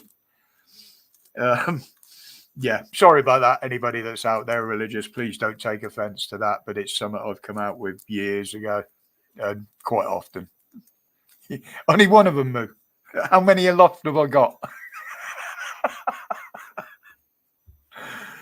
No, as I've always said, I don't do religion. Religion doesn't do anything for me. But if someone believes in something and has got that sort of faith and they do get maybe peace of mind or whatever out of it, then fair play. You know, it's just been, I wouldn't mock them for it if it was that type of religion. The other types of religions that aren't, well, we're not allowed to mock them openly on here anyway. But believe me, they do get mocked in here sometimes. The main thing that annoys me about the different religions is when you look at them and you break them down and you put them side by side, they're all the bloody same. Yeah. Only the names and places have changed. And the interpretations are different. It's all the same story.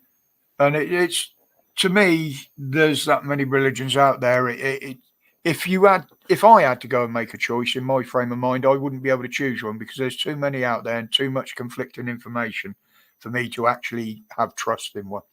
And that's another reason I don't do them. I trust in myself. Yes, there a lot of what they call moral laws were or did apparently come from the Bible, from wherever. But I decided for myself what I feel is a moral thing to do or not. I decide if I think I'm doing the right thing or not. Nobody else should ever decide that for me. If I'm told I'm wrong and I'm proved I'm wrong, absolutely, I will reverse any decision I made around that. But until then, you know, I'll back what I say and I'll stay with it until I'm proved wrong. So we have something to hunt in the future.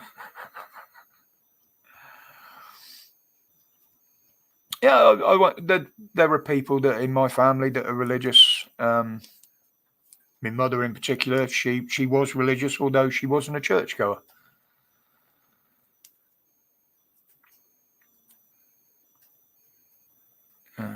What else we got in here? Sorry, I'm just catching up with the chat here, guys. I've been waffling on again.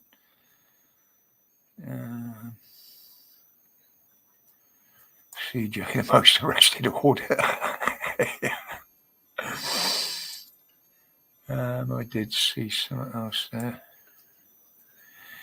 Yeah, but Stuart, it's the fact that he comes in to actually put that emoji in there rather than just giving it a thumbs up in the analytics.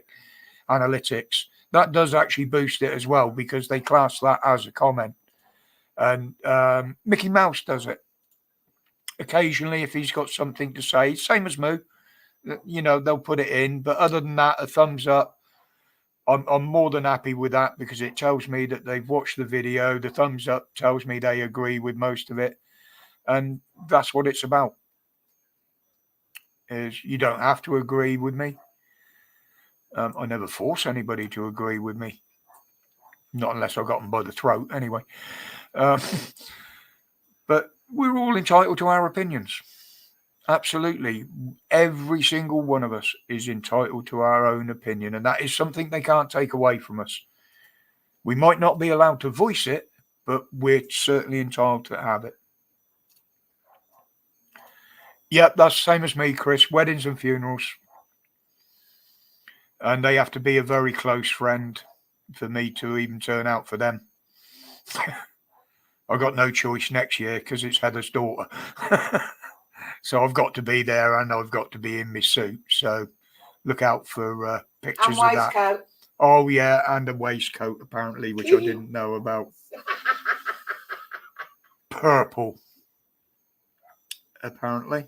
So that's going to be interesting. Well, it's going to be interesting whether one of my fucking suits still fits me. I've only got two. Well, we made sure the waistcoat is big enough so that that fits. So if your jacket doesn't do up, it doesn't matter. As long as your trousers I just look a bigger Burke with more of the waistcoat showing. Yeah. Okay. Have you got me matching hanky to go with it, you know? Yeah. Oh, shit. Oh, well. Nah, I wouldn't miss it. I shall probably dip out earlier in the evening because I'll be knackered. Because I have got to do some driving that day. But, yeah, I wouldn't miss it for the world. Going up some stream, on occasionally to the pit. All right, and like, well, that's 7 o'clock now, so I was just about to wind it up anyway. And with that, I'd like to say thank you to everybody that has joined in today. It's gone far better than I ever thought it would. As you heard Rev say himself, he's going to be running a stream New Year's Eve, Sunday night. If you're that way inclined, it probably won't be all serious chat because there will be alcohol involved somewhere down the line, knowing his crew. I will certainly be in there for a little while anyway. But whatever you're doing New Year's Eve, have a great night. You know, if you're not going out, enjoy yourself your best you can, or just do whatever you feel comfortable with is the more important thing. I'd love to give you good news going into the new year, but at the moment, I haven't seen any. So it's going to be make the best of next year any way you can. If you see a little bit of an opening for a bit of fun, a bit of an enjoyment, having a bit of a laugh, take it. With that, obviously, if they're still listening in the background, I very much doubt it at this time. Dan, Rev, thank you for dropping in, guys. Always appreciated and always more than welcome. And to you, lovely guys, if I don't catch up with you over the weekend or Christmas Eve, have a wonderful weekend. Thank you for your support throughout another year in this little channel. It's slow, but that's the way I like it, and it's gone a hell of a lot better than I ever expected it to. And you've gained a sub. And what now? You've gone to 524. Oh, okay. I mean, I thought 100 subs was going to be the most I ever got, and I said if I get to 500, I'll be lucky. So obviously, I'm absolutely delighted, and it is thanks to you guys supporting me and Heather. She's as much of this channel now on the live streams as I am. And believe me, she's always in the background, busy in a way sometimes as well when I'm doing the videos. She does help in many, many ways. I'll stay in bed and keep out the way. And to be quite honest, this channel probably still wouldn't exist if it weren't for her and her help. So with all that, a happy new year to you all. And as always, stay safe, stay absolutely strong, and stay absolutely free. That's the important one. Stay free from the propaganda, the fear factors, and all that bullshit. It's your life. Lead it how you see fit. Take care, guys. Happy New Year, all. Happy New Year.